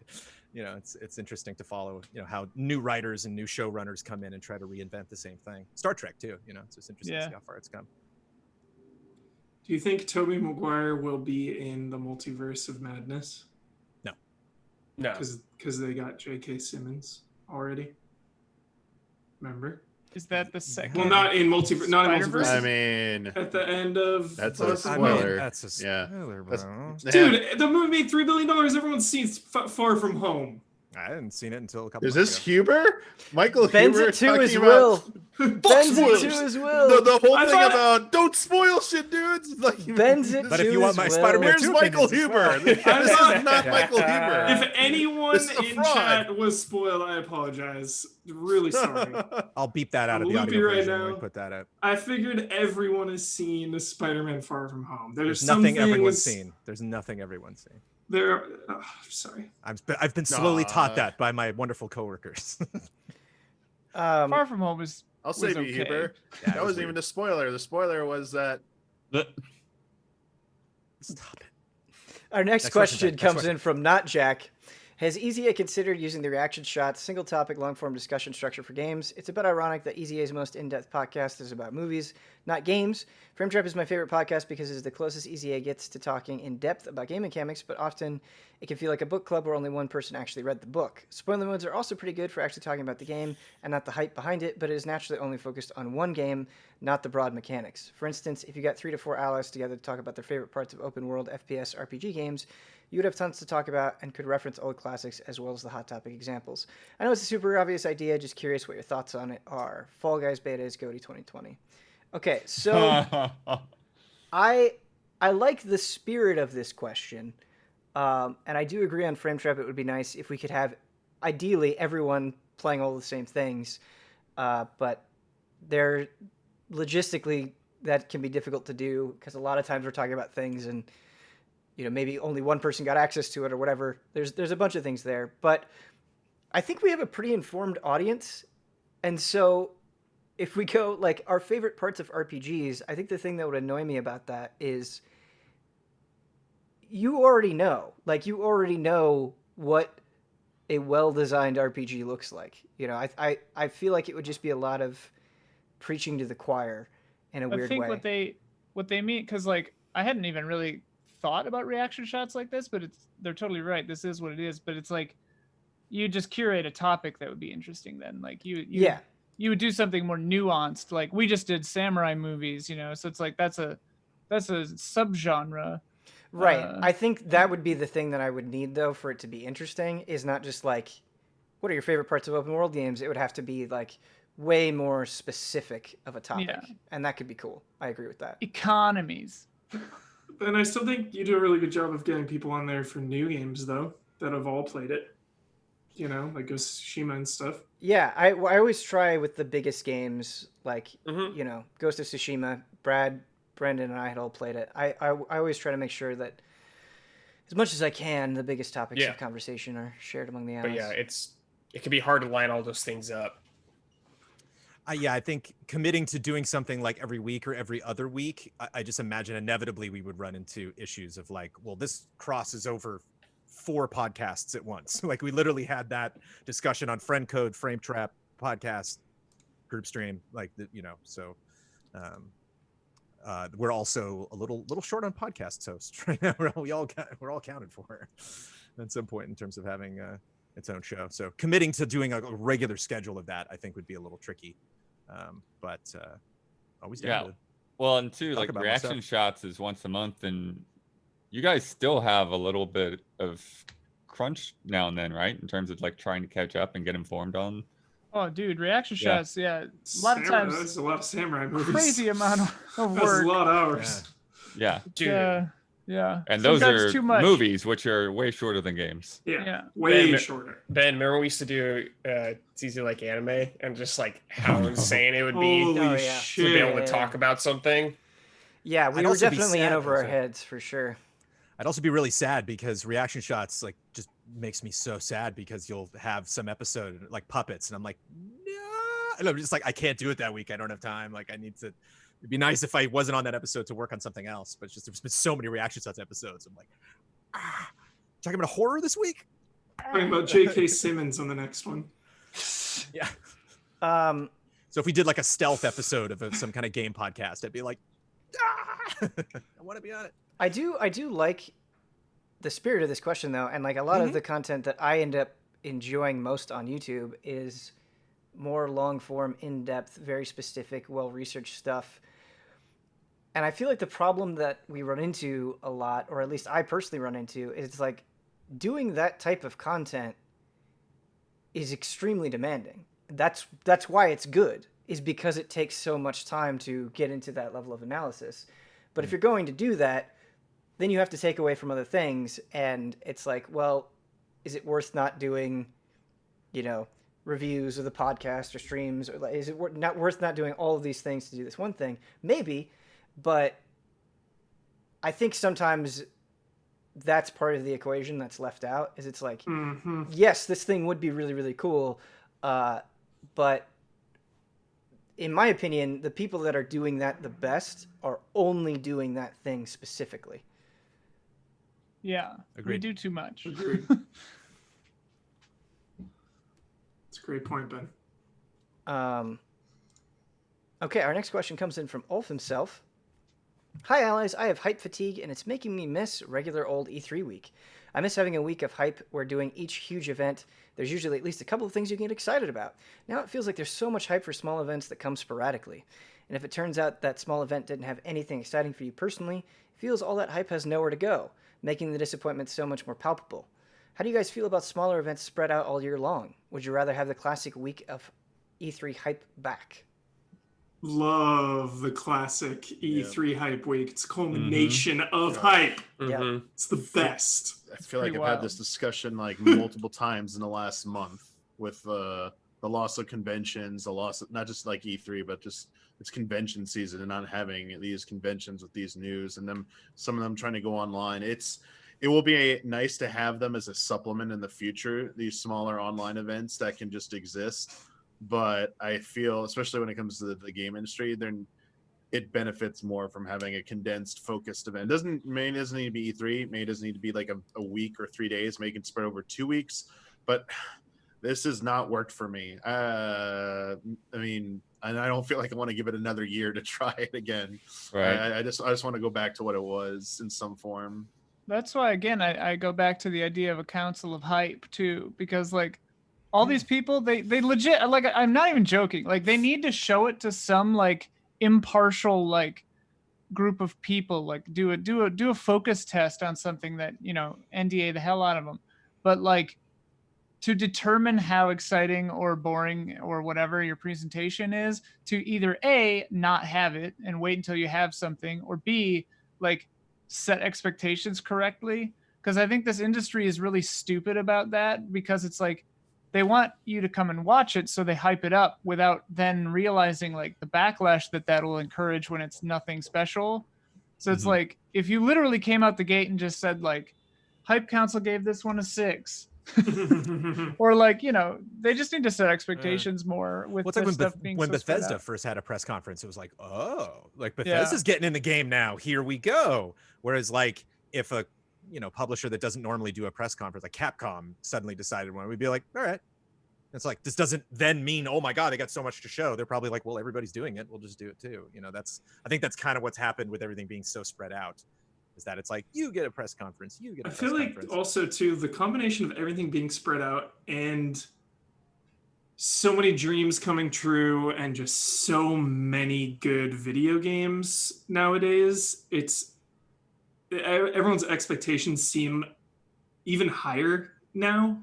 Like it's really hard to impress people. It's really hard to get people to be hyped at all anymore. It feels like, just because so much is happening every single day. Yeah. So the E3 week, I think, is just like, because it's 1 week, because it's more special that way, it just gets everyone in a more accepting mood, maybe. I also, So just like swallow it all, indulge it all, and go crazy for a week, and then all right, that's it. Well, I think that the highlights stand out a little bit stronger, right? Because okay, sure, there's like 200, 300 games to cover, but if you go through something, like an EA, and they only had like one or two semi-interesting things, it's like, okay, well, tomorrow morning is Xbox, so then you get hyped up by all the Xbox stuff, and you kind of who cares about what EA did yesterday? And by the end of it, then like, okay, now you've got this like stack of really exciting things that you've gotten to see. Whereas with this, it's just like that roller coaster. Like, okay, well, this morning wasn't very good. When's the next thing? Okay, next week, and then week after week after week after week. Yeah. After week. And I then do appreciate. Oh, you can keep going. Yeah. Well, and I guess the other thing too is just that that lack of the playables, and the playables also similarly being strung out to where like, okay, everybody's working on a preview right now, and there's another one. You guys didn't have this. Okay. It just and it's rather than just like sending somebody to a booth and having them play 5 games, it's like, okay, this week we've got this game, and now this week we've got this game, and now this week we've got this game, and it just keeps going. And like, you guys got all your games out there yet? Are we done with the previews from you? What I do appreciate though is that this model, but I agree, like E3 week is probably more effective. But like this did allow for little things like the Wholesome Games Direct and stuff, where like little things that maybe wouldn't have gotten so much attention or eyes on them got a time to shine, where they weren't lost in the hype of like, oh, Sony's tomorrow or whatever, Yeah. So that is one nice thing. I think that was all very well said. We are going to pick up the pace a little bit because we still have a good number of questions to get through. Our next question comes in from CA. Regis Philbin passed away the day of posting, and I just want to ask about all the members' best Regis moments were in their careers.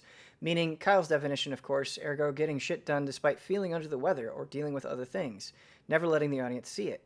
I can hear Kyle in my head, Regis, baby. Every day. That's every day. When my grandpa passed away, that was hard. Sorry, Heber.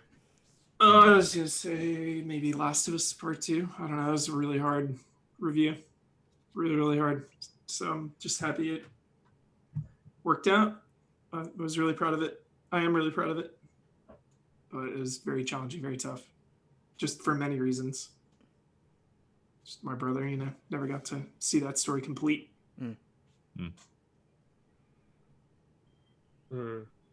I always think like E3. I'm just so tired, but it's like it's awesome. But I get like 2-3 hours of sleep for like 4 days. Just gotta Regis it, baby. Yeah. Yeah, I do feel like those moments, like the concerts and stuff, where like, those concert events where everything is going wrong. It's like, okay, now go on stage. Yeah. Yeah, that's a really good point. God, every single one of those has been such a like cluster. Stupid Tommy's Place, man. I was driving the other day and hit a little bit of traffic, and I was remembering that the time we did Mysterious Monsters Live, how Jason was supposed to be there to like run the game and had the game and stuff, and he was stuck in a car accident up the 5, and we literally didn't think he would make it there, and so he had to like pull over. Well, it was so stopped he didn't have to pull over, but he like hooked his laptop to his phone and was like trickle feeding the data of the build to me. It was the wrong build, it turned out. Like so much shit went wrong. Oh god. I was gonna say too, Huber hype and Huber syndrome is like every week for the last, I don't even know how many years it's been now. So sometimes that like trying to come up with episode that I care about, that I can be passionate about every single week is like really hard sometimes. Yeah, totally. A lot of the times. Same with Easy Update.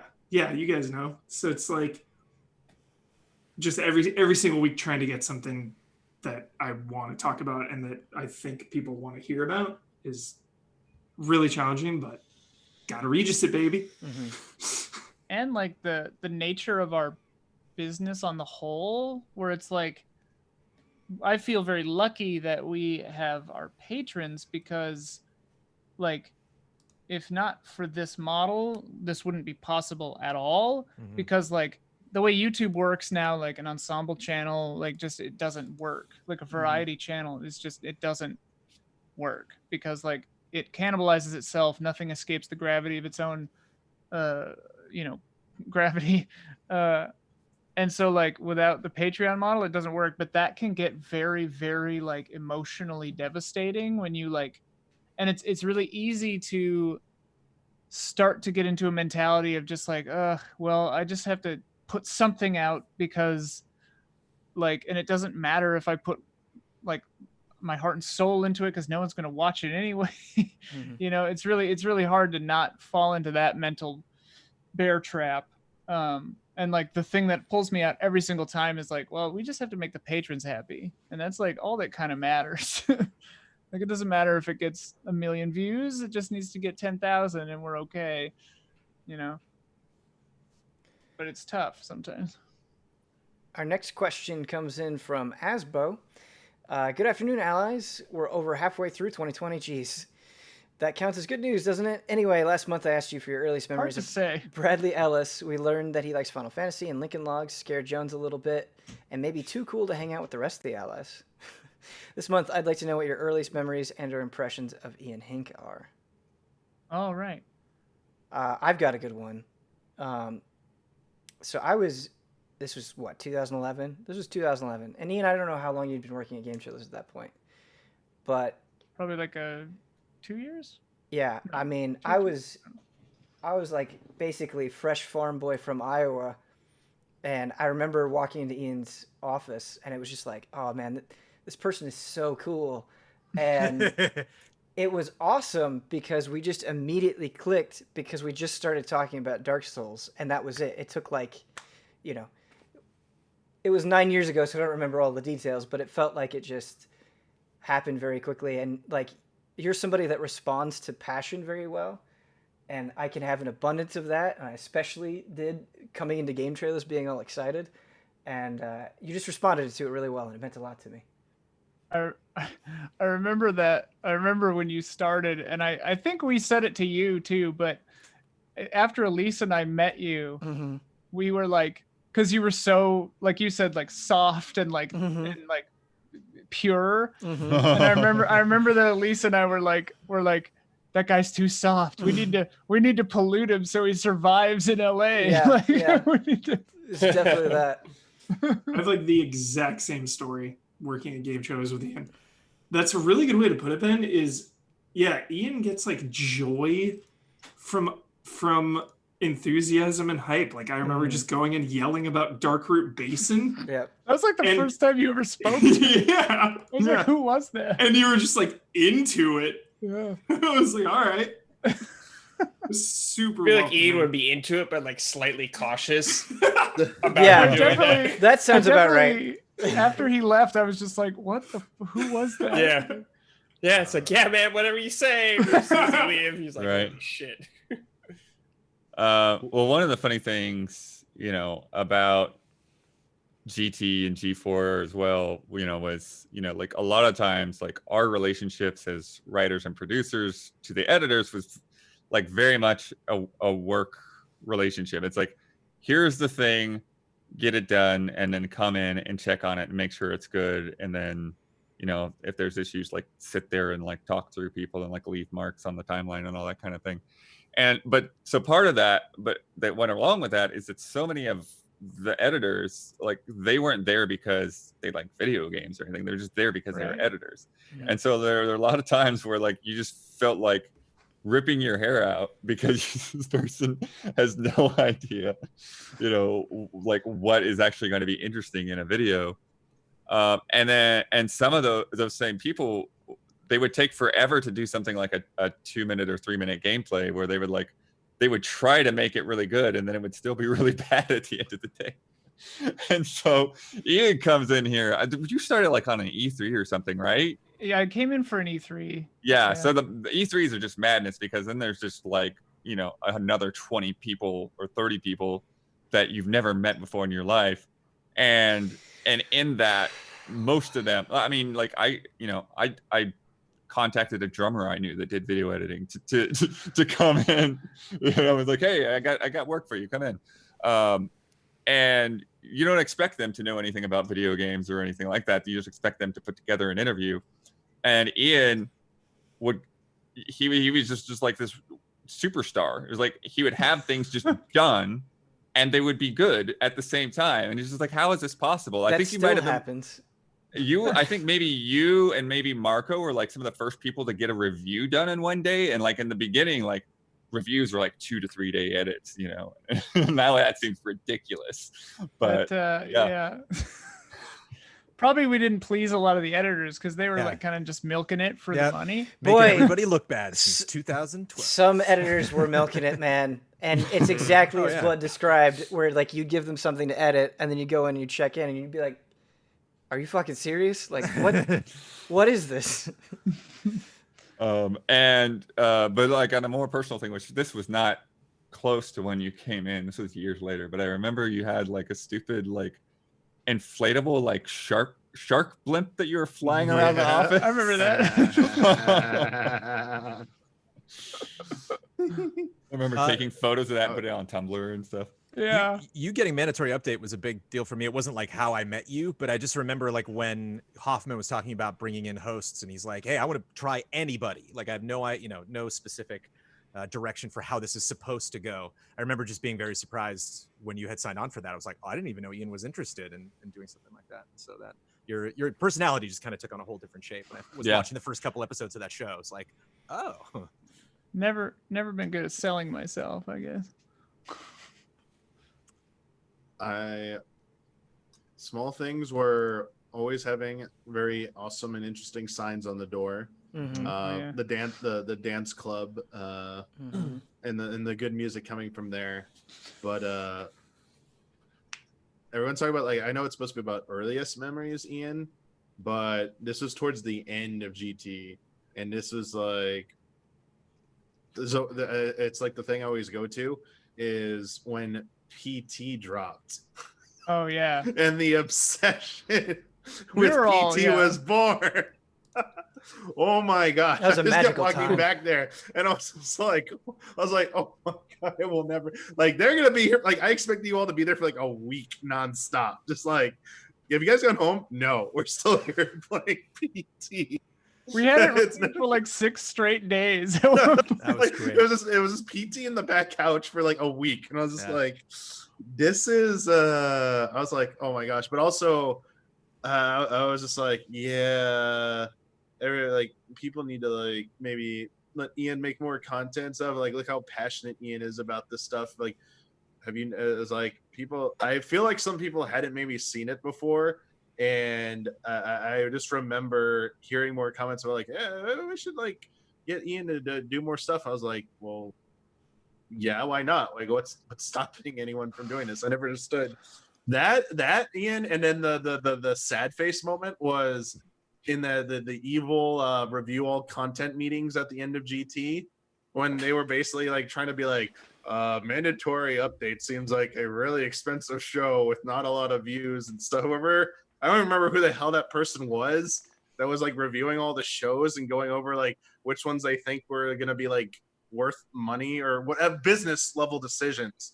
And Ian made a remark after, I think, hearing that. I don't know if you remember this, like, oh, okay, I guess you guys can kill mandatory update, And I felt bad because I was like, they were like reading like a death sentence, and I was like, and I think you said like everyone's just gonna agree in a room, which is kill mandatory update or something. And I just remember going like, we don't need to. I was like, why do we need to kill it? I was like, it doesn't cost.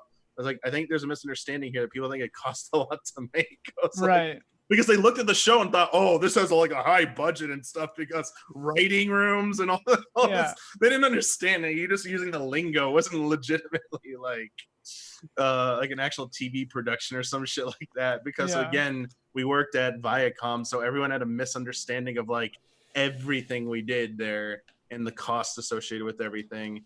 And I just felt so bad for Ian, and I was like, no, this probably should stick around. You guys are kind of like dumb about this if you think it needs to go away. Well, I'm pretty sure Jeremy gave us that show because he knew, like, really far in advance everything was gonna fall apart, and he like wanted Elise and I to have job security or something. Like, yeah, it was weird. I remember when I started GT, that Dawn and Ian were so far away from everyone else, from like where we were. That was intentional. Yeah, that Defy Yeah, setup was bizarre. I didn't see them that much. Oh, Defy, yeah. But I Yeah. remember going in their office one time and I just saw everything on the wall, like what was in their office, like the vibe and everything. And I was like, I could immediately tell what kind of people they were. I was like, I don't mean this in a bad way at all, but like very artsy and stuff like that. And I was like, okay, I get the vibe like that. That's also like, of course, I feel like this is a very common answer, but the amount of times we've all bonded over like Dark Souls and shit like that, it's just like, oh, you like Dark Souls? Cool, I like Dark Souls. And we just like start talking about that. Of course, we'd eat lunch and stuff like that. But one thing I always liked about Ian is I could always count on him in the sense of like being fully prepared, very organized. I feel like Ian was always very organized at work and stuff like that, and meetings and shit. So I felt like Ian was a very reliable person at work, which was great. Thanks, Brad. We had the Age of Adeline put. Don and Oh, I had God. like a years long. Yeah, I was con just, that I was our just like, favorite I don't know what movie. the hell's going on in here, but I'm Yeah. cool with it. That was one of the best We- bits. We just had a con going for years that it was our favorite movie, but neither of us had ever seen it. Yeah. Because we ended up with like 8 posters of it, so we were just like, all right, we're all in. With like a whole wall. Yeah, that Defy office, it felt like somebody got something, just some random plywood off the street and just like chucked it together. Like it was hilarious. Yeah, we had God, that little like, it was like a shed in the middle of an open seating. It Yeah. was so weird. Yeah. Defy Dude, I felt didn't even like have a desk when I started there. Defy felt like they didn't know what to do with us, so they found some loose corners and just jammed us in there. I think that's very true, I actually. can That corner. almost 100% confirm that, Ben. Yeah. Yeah. They just wanted addicting games or whatever it was. The conference rooms that were turned into quote unquote studios, and like, all right, we'll just like throw some stuff on the ceiling and call it soundproofing. I was shocked they built us stages at all. Yeah. Like, I was amazed. The first one was so much cooler, though. I liked the first one we had. Yeah. That was kind of near your guys' office. Yeah. And they gave us that tiny room that would get like 1,000,000 degrees. Yeah, the second building was weird. Our next question comes in from Alex. This is a rapid fire one. Are we ready? Yeah. All right, This is a would you rather. First one. Have a Duke Nukem game made by id or a Perfect Dark game made by Arcane? Perfect Dark. Perfect Dark. Perfect Dark. Perfect Dark. Perfect Dark. Kill Yeah. Duke Nukem, let it die. Yeah, let Duke Nukem die. We never need another one, ever. Ever. Have no taste or be colorblind. No taste. Yeah, No no taste. I actually think Colorblind. colorblind for me. Colorblind. I think I would take no taste Hmm. because I would just eat the most healthy, insane food ever. Yeah, that would probably Yeah. Right? I Yeah, guess. That's a good point. I'd That's go a with- really good point. No taste is a gift. Yeah. I love cooking and food. I don't know. I Yeah. think it'd be hard for me to I give mean, it's up. awesome. Because with I love colorblind, color. I can still see, and video games are getting better at having colorblind modes. Taste is weird though, because taste is linked to smell. So if you don't have taste, you not have smell too, or you still think smell it's the other way everything. So you around. basically kind of still have. It's weird. Rapid fire. You're right. Have a new Rapid fire. Eternal Darkness or Parasite Eve? Eternal Darkness. Parasite Eve. Parasite. Ooh, Parasite Eve. Eternal Darkness. Eternal Darkness. Eternal I Darkness. haven't played Parasite Eve, so I just I'll yeah. go Eternal Darkness. too, I then. feel weird about like where those developers have gone since then. So I'm like, I don't know. There was Yeah, a I agree with you, Parasite Blood. Eve not too long ago. Rapid fire. Rapid fire. have a new Ninja Gaiden or Animusha? Ooh, I mean, again, Oh Ninja God. Ninja Gaiden. Ninja Gaiden. Ninja Gaiden. Sure, But I would Ninja take Gaiden. either happily. Yeah. no, either would man! be I'm great. taking Onimusha, dude. I'm doing It it. needs the help, Brad. I love Ninja Gaiden, but like It shit. needs the help. needs the help, I've wanted Mhm. a Ninja Gaiden 4 for a long time. Have a new Metroid game by Yacht Club or Castlevania game made by Team Cherry? Castlevania. Oh my gosh. Oh, that's a Wow. good one. Castlevania. Castlevania by Team Castlevania. Cherry. Yeah. Castlevania. Team Cherry is Yeah. pretty, I mean, I think- pretty good. They're both excellent. That's both of those are perfect. Mm-hmm. No screen shake though. Rude question.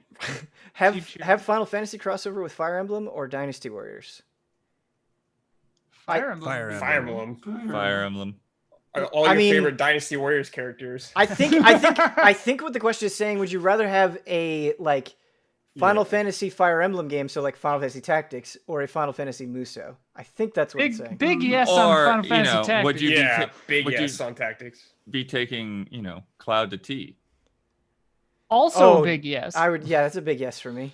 It's gonna be a yes from me. I mean, Yeah. I'll vote for that Final Fantasy Muso. I'll play the I hell feel out of that like shit. yeah. I've wanted Tactics is very Final Fantasy specific Muso, yeah. though. Carving through. Yeah.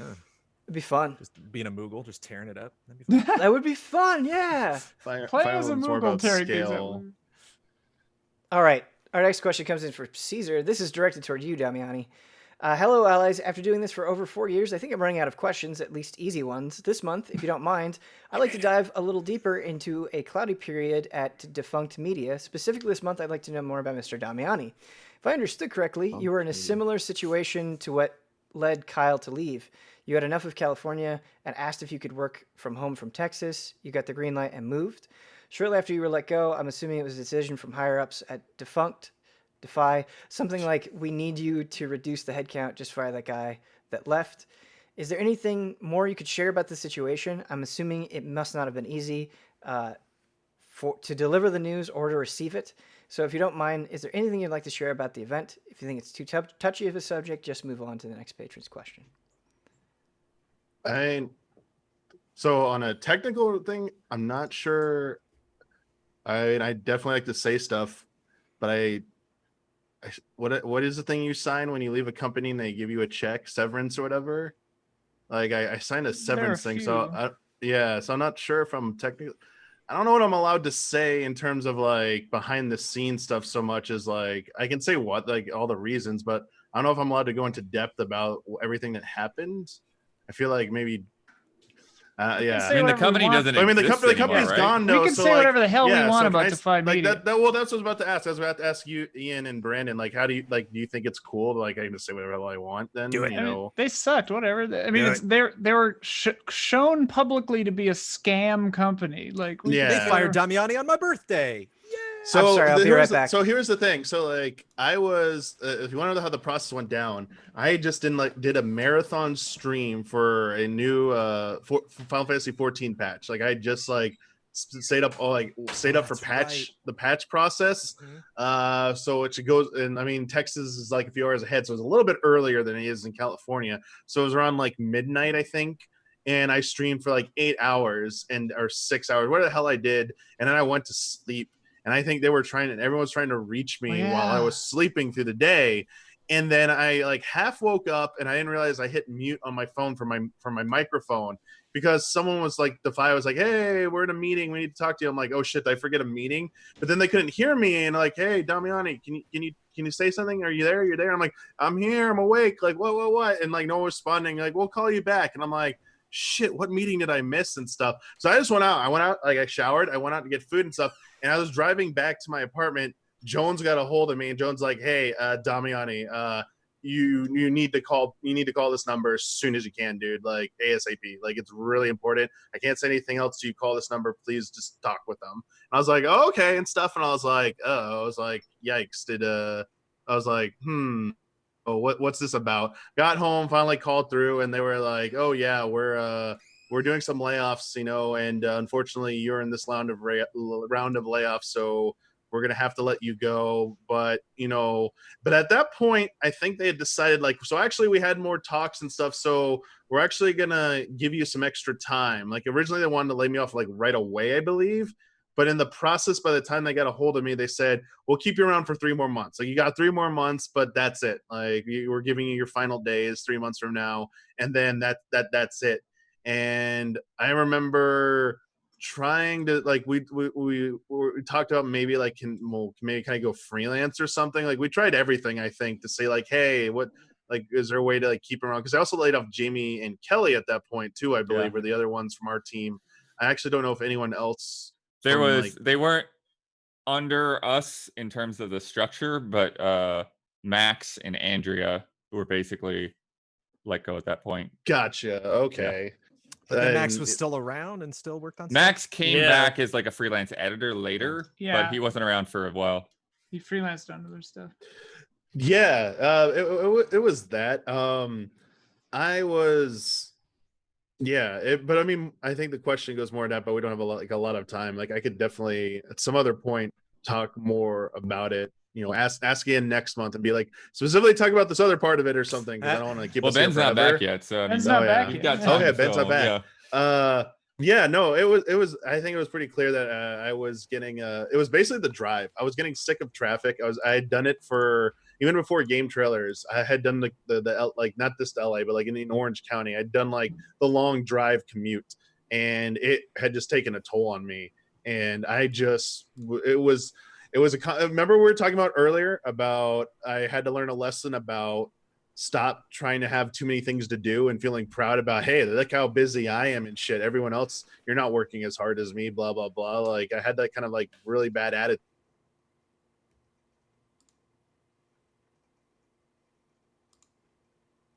about that. And that's the combination of like work had just consumed me, that I was having no time for anything else.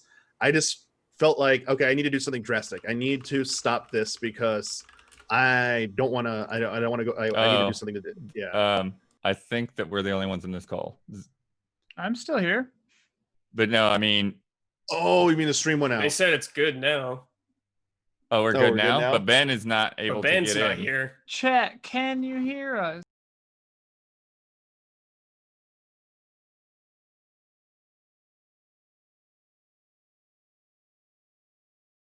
There he is. Double. Stopped. Yeah. Do you have your camera on the stream? There it is. There you are. There he goes. Cool. Whoa, what is this cool thing? We have an extra invisible person. Yeah. Clones. Defy took us down. Defy. They sniped us. All right, there we go. Okay, we should be unmuted. The chat, my Zoom wasn't responding. It just stopped working. But now we should be good to go. Apologies you have to to change the your audience. name too. Yeah, I do have to change my name. It's under my name because Zoom is set up with my name. There we go. So yeah, sorry, I lost track of where you were at, Damiani. It was. Yeah, we could maybe ask about the first part later again, and we can continue this for sure. But it was a bit of a need for thinking I need a change and stuff. But the too long didn't read version, besides like what happened behind the scenes, but the reasons, is extremely complicated. And there's a lot to it, and I don't think it's enough time to talk about it right now. It would need a lot of time to do it justice. So we can just do an know easy that, update on it someday. Yeah. I feel like I don't feel right just giving you some kind of abbreviated version if you really want to like understand. So we can go to the next question. Sure. Our next question comes in from Jesse Blue. Are there any habits that you started while in quarantine that you hope to continue after you get back to the studio? I've been able to keep off weight I lost before the gym's closed, and now that mine is open again, I hope to start working out soon. I've completely changed my diet, and I'm going to completely stay to that, I think. Same. I've been eating so healthy. Yeah, I eat a lot less candy, which is pretty nice because I don't go. I was about to leave say the house that often, Yeah, so. I've been losing a lot of weight from just that, I think. Yeah. Please don't send us candy and junk food when we get back to the studio. Please. No, actually, please do. No, please. I mean, you could send candy. Just don't eat it, Damiani. Nope, don't work that way. We'll just get a spritz If bottle, I know it's there, Damiani. I will find it. Anytime I see you eating it, I'll just spray you with like a cat spray bottle. But yeah, same thing. I switched over a week and a half ago to basically ketosis diet, so keto diet. So Mm. keeping it going and stuff, and it feels really good. So I don't want to have sweets and shit around. Yeah. I'd say try to avoid going like full on in that direction, but yeah, I think that there's a lot to learn from that. I'm yeah. allowing some rice. Because I still eat sushi, but absolutely like no bread, no fried stuff. Like that's all gone away. Wow. I've been doing Eat Naked LA, Damiani. It's a company that delivers prepared meals. It's like basically no carbs, except one of the meals I have rice, but it's really good. And it saves me a lot of money on ordering out food for every meal, which is what I used to do. Wow. Pretty good. Yeah. You might like that. Yeah. A lot of places sub like steamed veggies for rice at like a lot of places. They have and, keto options too. Yeah. Yeah.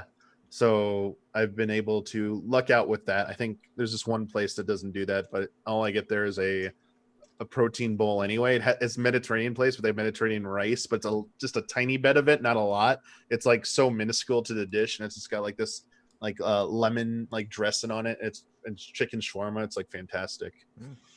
No good habits have been learned from me in this entire quarantine. I can't go to the gym, which really sucks, and I'm sad. I've lost some muscle from it, and it feels bad, man. I was on a good run before everything shut down. Shout out again to Active, which Amanda uses. She loves it.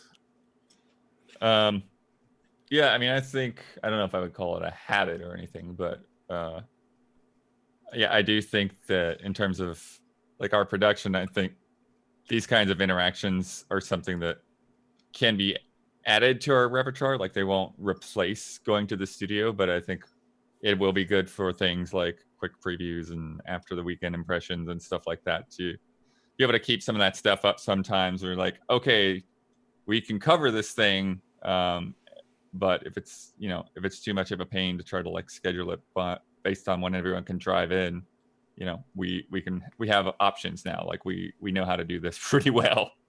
So and especially if something's just going to be 90% B-roll, then it probably doesn't necessarily have to be the best cam and mic quality. So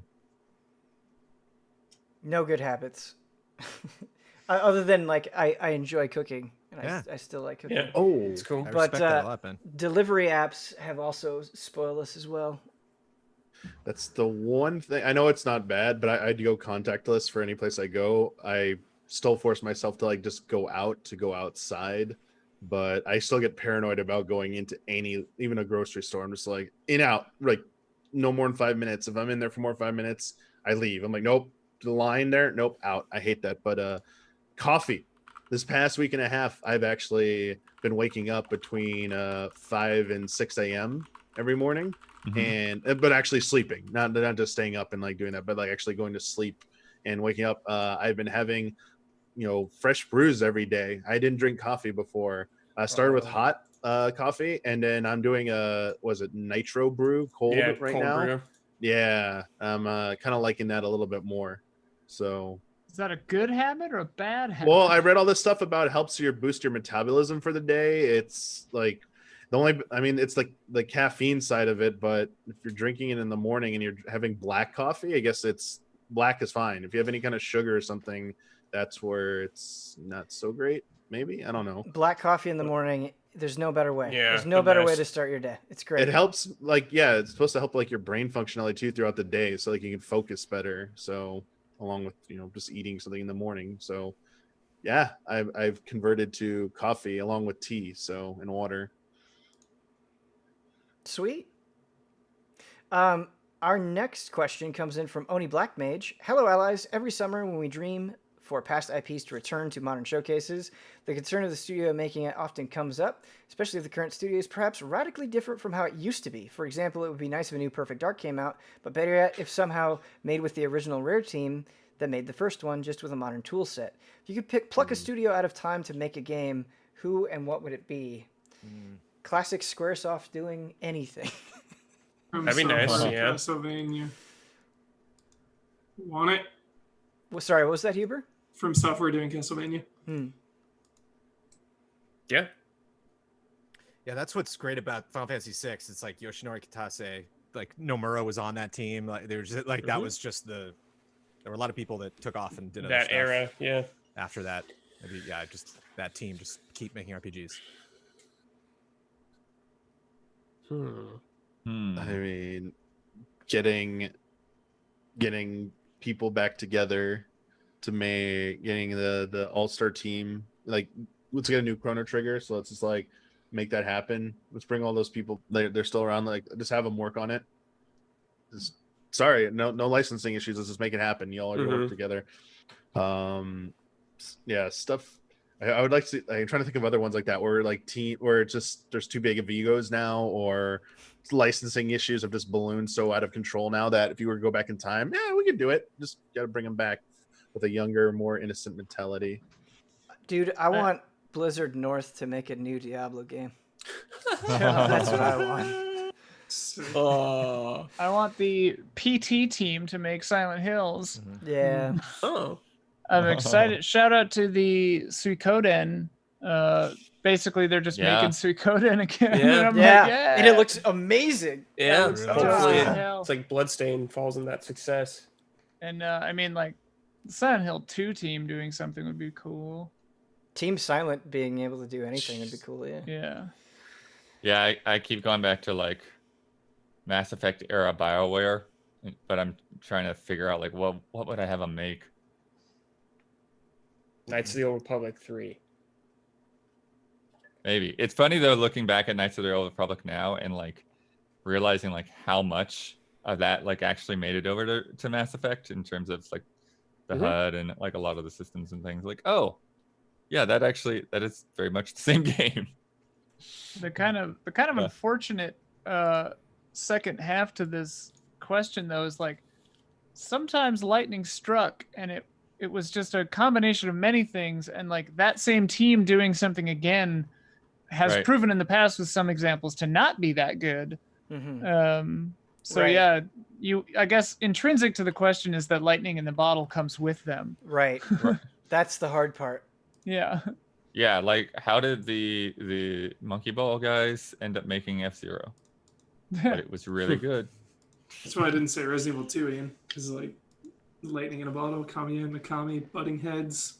How did Nagoshi go from Monkey Ball to Yakuza? Dude, that is the most amazing Yes. Quite a transformation of a human being. Next question comes in from Joey Den. What's your favorite, most satisfying video game ending and why? Final Fantasy 6. Shadow of the Colossus is pretty good. That's a good ending, yeah. That is a very good ending.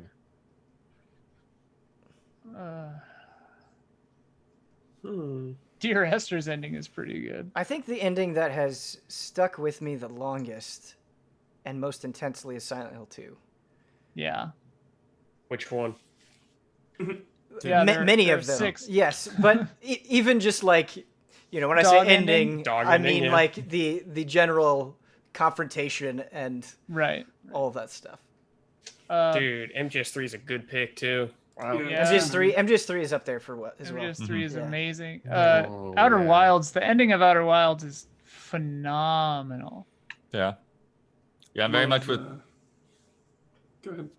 very much with Jones on the Final Fantasy VI pick, and I had another one too that just slipped my mind. So I'll have to maybe let Huber go first if I remember it. Two big ones: The Last of Us Part 1 and 2. Shit. And The Witcher 3: Blood and Wine. Oh yeah. Never. Yeah. Still in that. Last of Us is an excellent pick. Its entirety. Yeah, both the main game of Witcher 3 and Blood and Wine. Super good endings. Yeah, a Journey, Musty Chef. I'm right with you. Journey is pretty good. Obviously, I mean, I've talked about Link's Awakening before. Still, that one always like hit me. For me, first one probably was like Final Fantasy X. That ending wrecked me. Going back, you might think it's like the cheesiest shit ever, but man, I thought that was like this. It was wrecked me. And then Final Fantasy VII for the birth of big brain shit. It was like, Oh shit! that ending yeah. is so what? Like, oh Yeah. my god, I'm such a stupid human being. I can't even understand this shit. It's so intellectual. Oh my god, no more of them are geniuses. Holy shit. Dude, yeah. I remember when I beat that for review, and I was just like, "What the fuck, dude? How am I gonna talk about this?"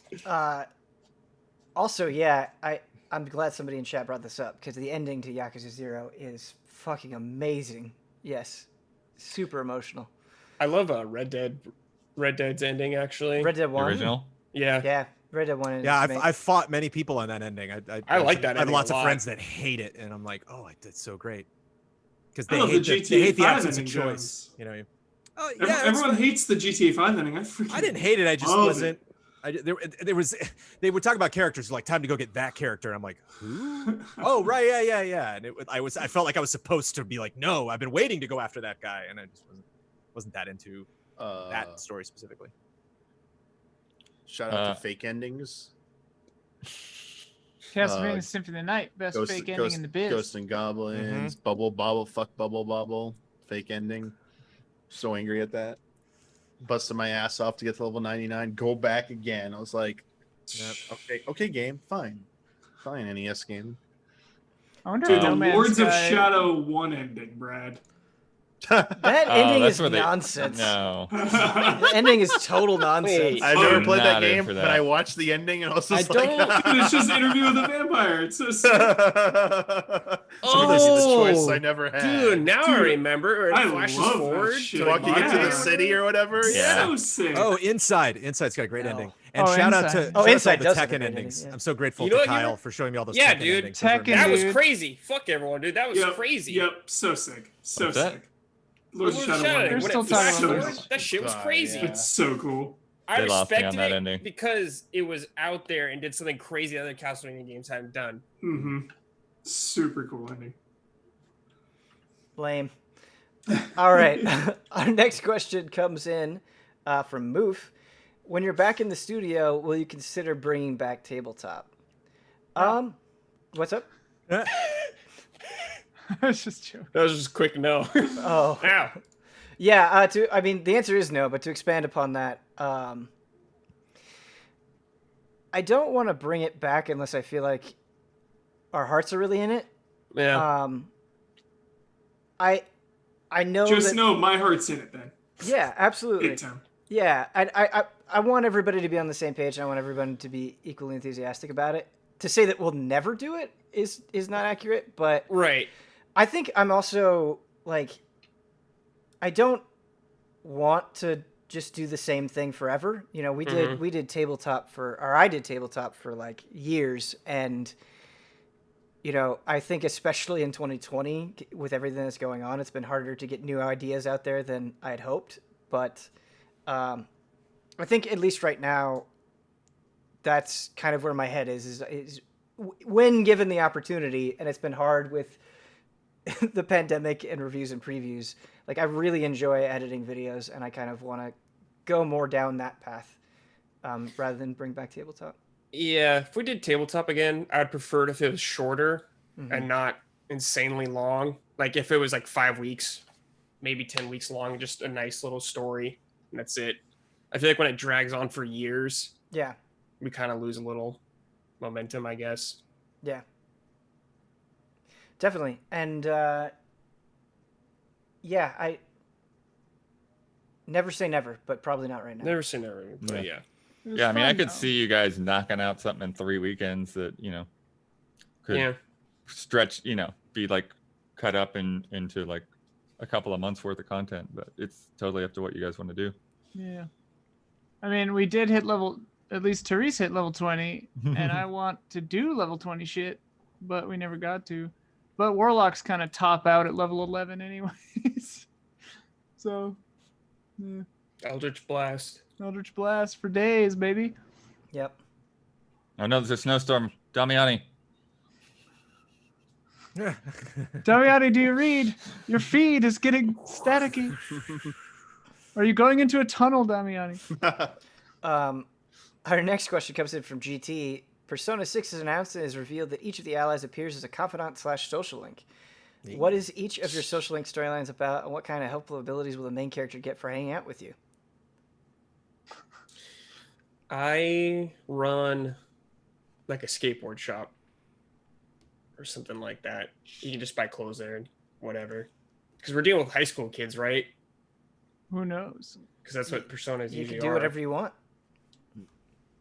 Yeah, I want to do be that, so- I want to be the counselor at the school. Come to me if you got some problems. Are the confidants like they grow a social link, but they're not in your party, right? Ben? What's that? Confidants, Right. You have a social link, but you're not in the party. Well, confidants can be people that are in your party as well. Okay, It's yeah. both. Yeah. They're all confidants. Yeah. I'm gonna run a whale watching business. Cool. Come out and watch some whales with me, Ben. I run a cat would- cafe. I definitely run a cat cafe, and you can come in and you can like read manga and hang out with cats and have coffee. You having a good time, Kevin? I would run a synth shop, probably, and give like lessons so your character can learn how to play synths. But as you progress my confidant rank, you find out that I'm actually part of the Yakuza. Well, we all are. Yeah. Yeah. Oh, every story it's the same. Sure. Yeah, it's all the same. I'm I went gonna be, off the grid. I'm deep in the woods. I teach you how to fish. Oh. Who runs the I'll gun be- shop? Huber's got to have the gun shop, right? No? No, He says no. He says No. No shotguns in this game. What about airsoft shop? I'm the counselor at the school, man. That's Yeah, it. Huber likes violence in video games, but he's Yeah. not. He's a very non-violent person. I shake people violently when I get excited. That's Right. about it. That's true. Yeah. His volume is violent. What was yours, Damiani? I'll be in the AB club, and I will help you become a Twitch partner because Nice. the whole game mechanics revolve around you being in a club of streamers. Yeah. And Oh my. And you're fighting internet toxicity. Yes, there you go. Oh yeah, dude, that actually is probably The what personas are will like your happen. toxic side, your like toxic personality. Oh my god, to this is confront probably them. what Persona 6 is going to be about, dude. But the Atlas will remind you can't stream the game. Yeah. Yeah. Yeah, exactly you'll what have like happened. insane limitations on streaming the game about streaming. Atlas, you're so Stop it. weird. That's not for you. Stop. Bad. Bad. Next question comes in from Ebo Show. Hey, allies, with the summer of gaming ending in a month's time and Gamescom being the one more thing, what do you think will be the Gamescom one more thing? Elden Ring. Ooh. that's tough. Finally, Sure. Yeah. Elden Ring. Elden Ring. Elden Ring. Elden Will it happen, Ring. chat. Elden Ring. Batman. Batman is in Elden Ring. Batman is an Elden Ring as a pre-order skin. Boy, I'd really like to see a new Batman game. Next month, dude. I'm It's gonna coming. say Batman. It's finally coming. Ooh, Harry Potter RPG's not a bad call. DC fandom. Hey, what about this? Batman with the Shadow of Mordor Oh, dude. nemesis. Blood, Yeah. stop it! Yeah, What are you gonna I like love that what? scream. with a random grunt or something? Like a No, random it's Batman's been- nemesis. It's there's been rumored no that start you or stop can- to it. Like Joker breaks out, Mr. Freeze breaks out, Penguin breaks, and you have to decide. Like, if I go after Penguin, I'm letting Joker go, and then I got to deal with all the money Joker gets and all the power he gets and all the equipment he gets now. You So got to be have able to get you them have all. to manage all of the. Yeah, Well, But that's it's the thing. Can you in- get them all? It's like whack-a-mole. It's like can you get them all in Arkham at the same time? Yes. Oh God, I would live in that world. Rumors are that you can like ally with the GCPD or the League of Shadows and stuff. Yo. League of League of Shadows. Yeah. Our next question comes in from Varun Quechua. What moment in a game made you laugh the most? Ooh, Huh. the most, huh? Yeah, the most is Uh, hard. Trying My, Monopoly with you guys. Yeah, it's gotta be Yeah. like some multiplayer thing. Mhm. Yeah. Yeah, that's a good call. I don't know if this Some- counts, but when Huber said Struder, that's still really funny. Oh yeah, What some the hell game was that Jackbox. in? Strider. It's Strider. thought Oh it was yeah, a Jackbox yeah. for sure. Struder, yeah. A lot of Jackbox moments. Chain Jack. Change Hack was funny. They played that song in the grocery store like a month back. Oh wow.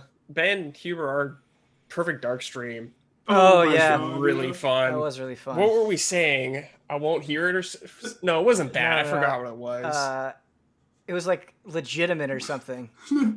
Yeah. Oh my God. Discredited. Yeah, yeah, yeah. Discredited. Discredited. Yeah, That's yeah. it. Yeah. That was a good. great stream. Discredited.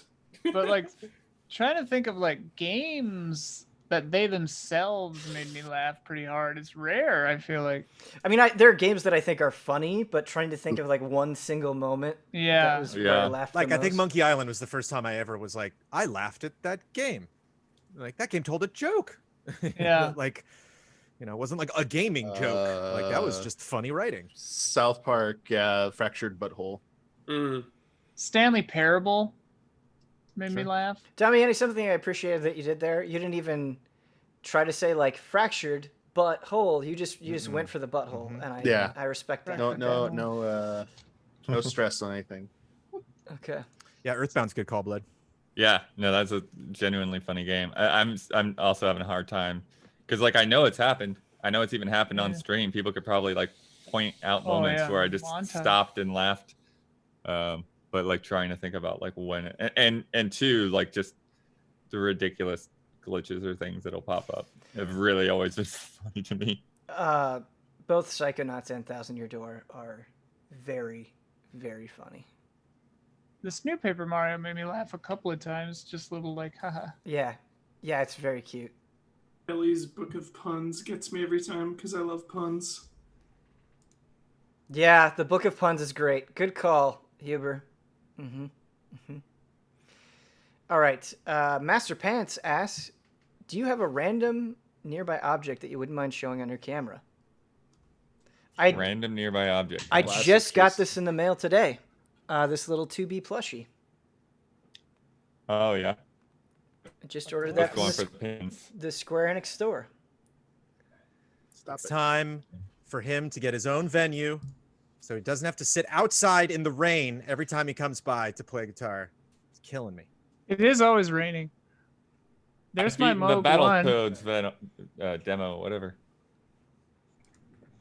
My pride and joy What's over this here. other one? Oh, it's the Ellie one. Nice. Nice.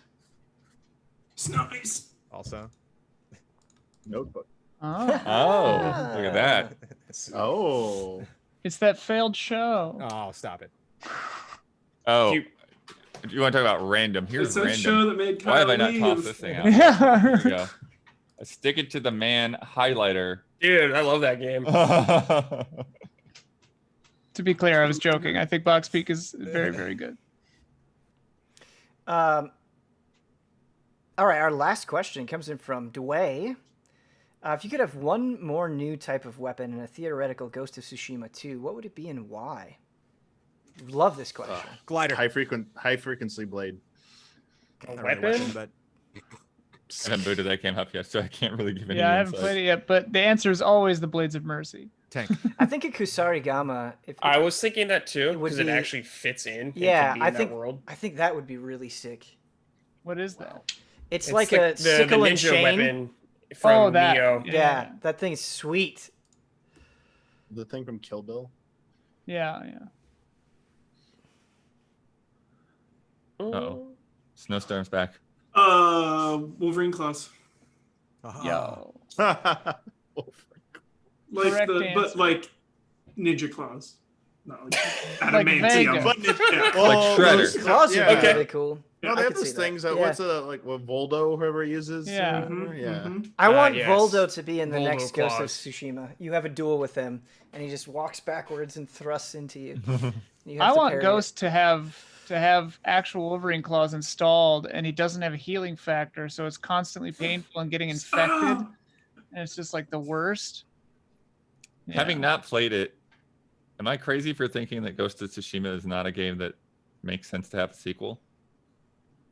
Spoilers. it. Yeah, spoilers. Don't What the hell even kind of question is that, open Buttery? Well, What the hell I guess kind of we're not question is answering that question. Then. Yeah, we're not answering that question.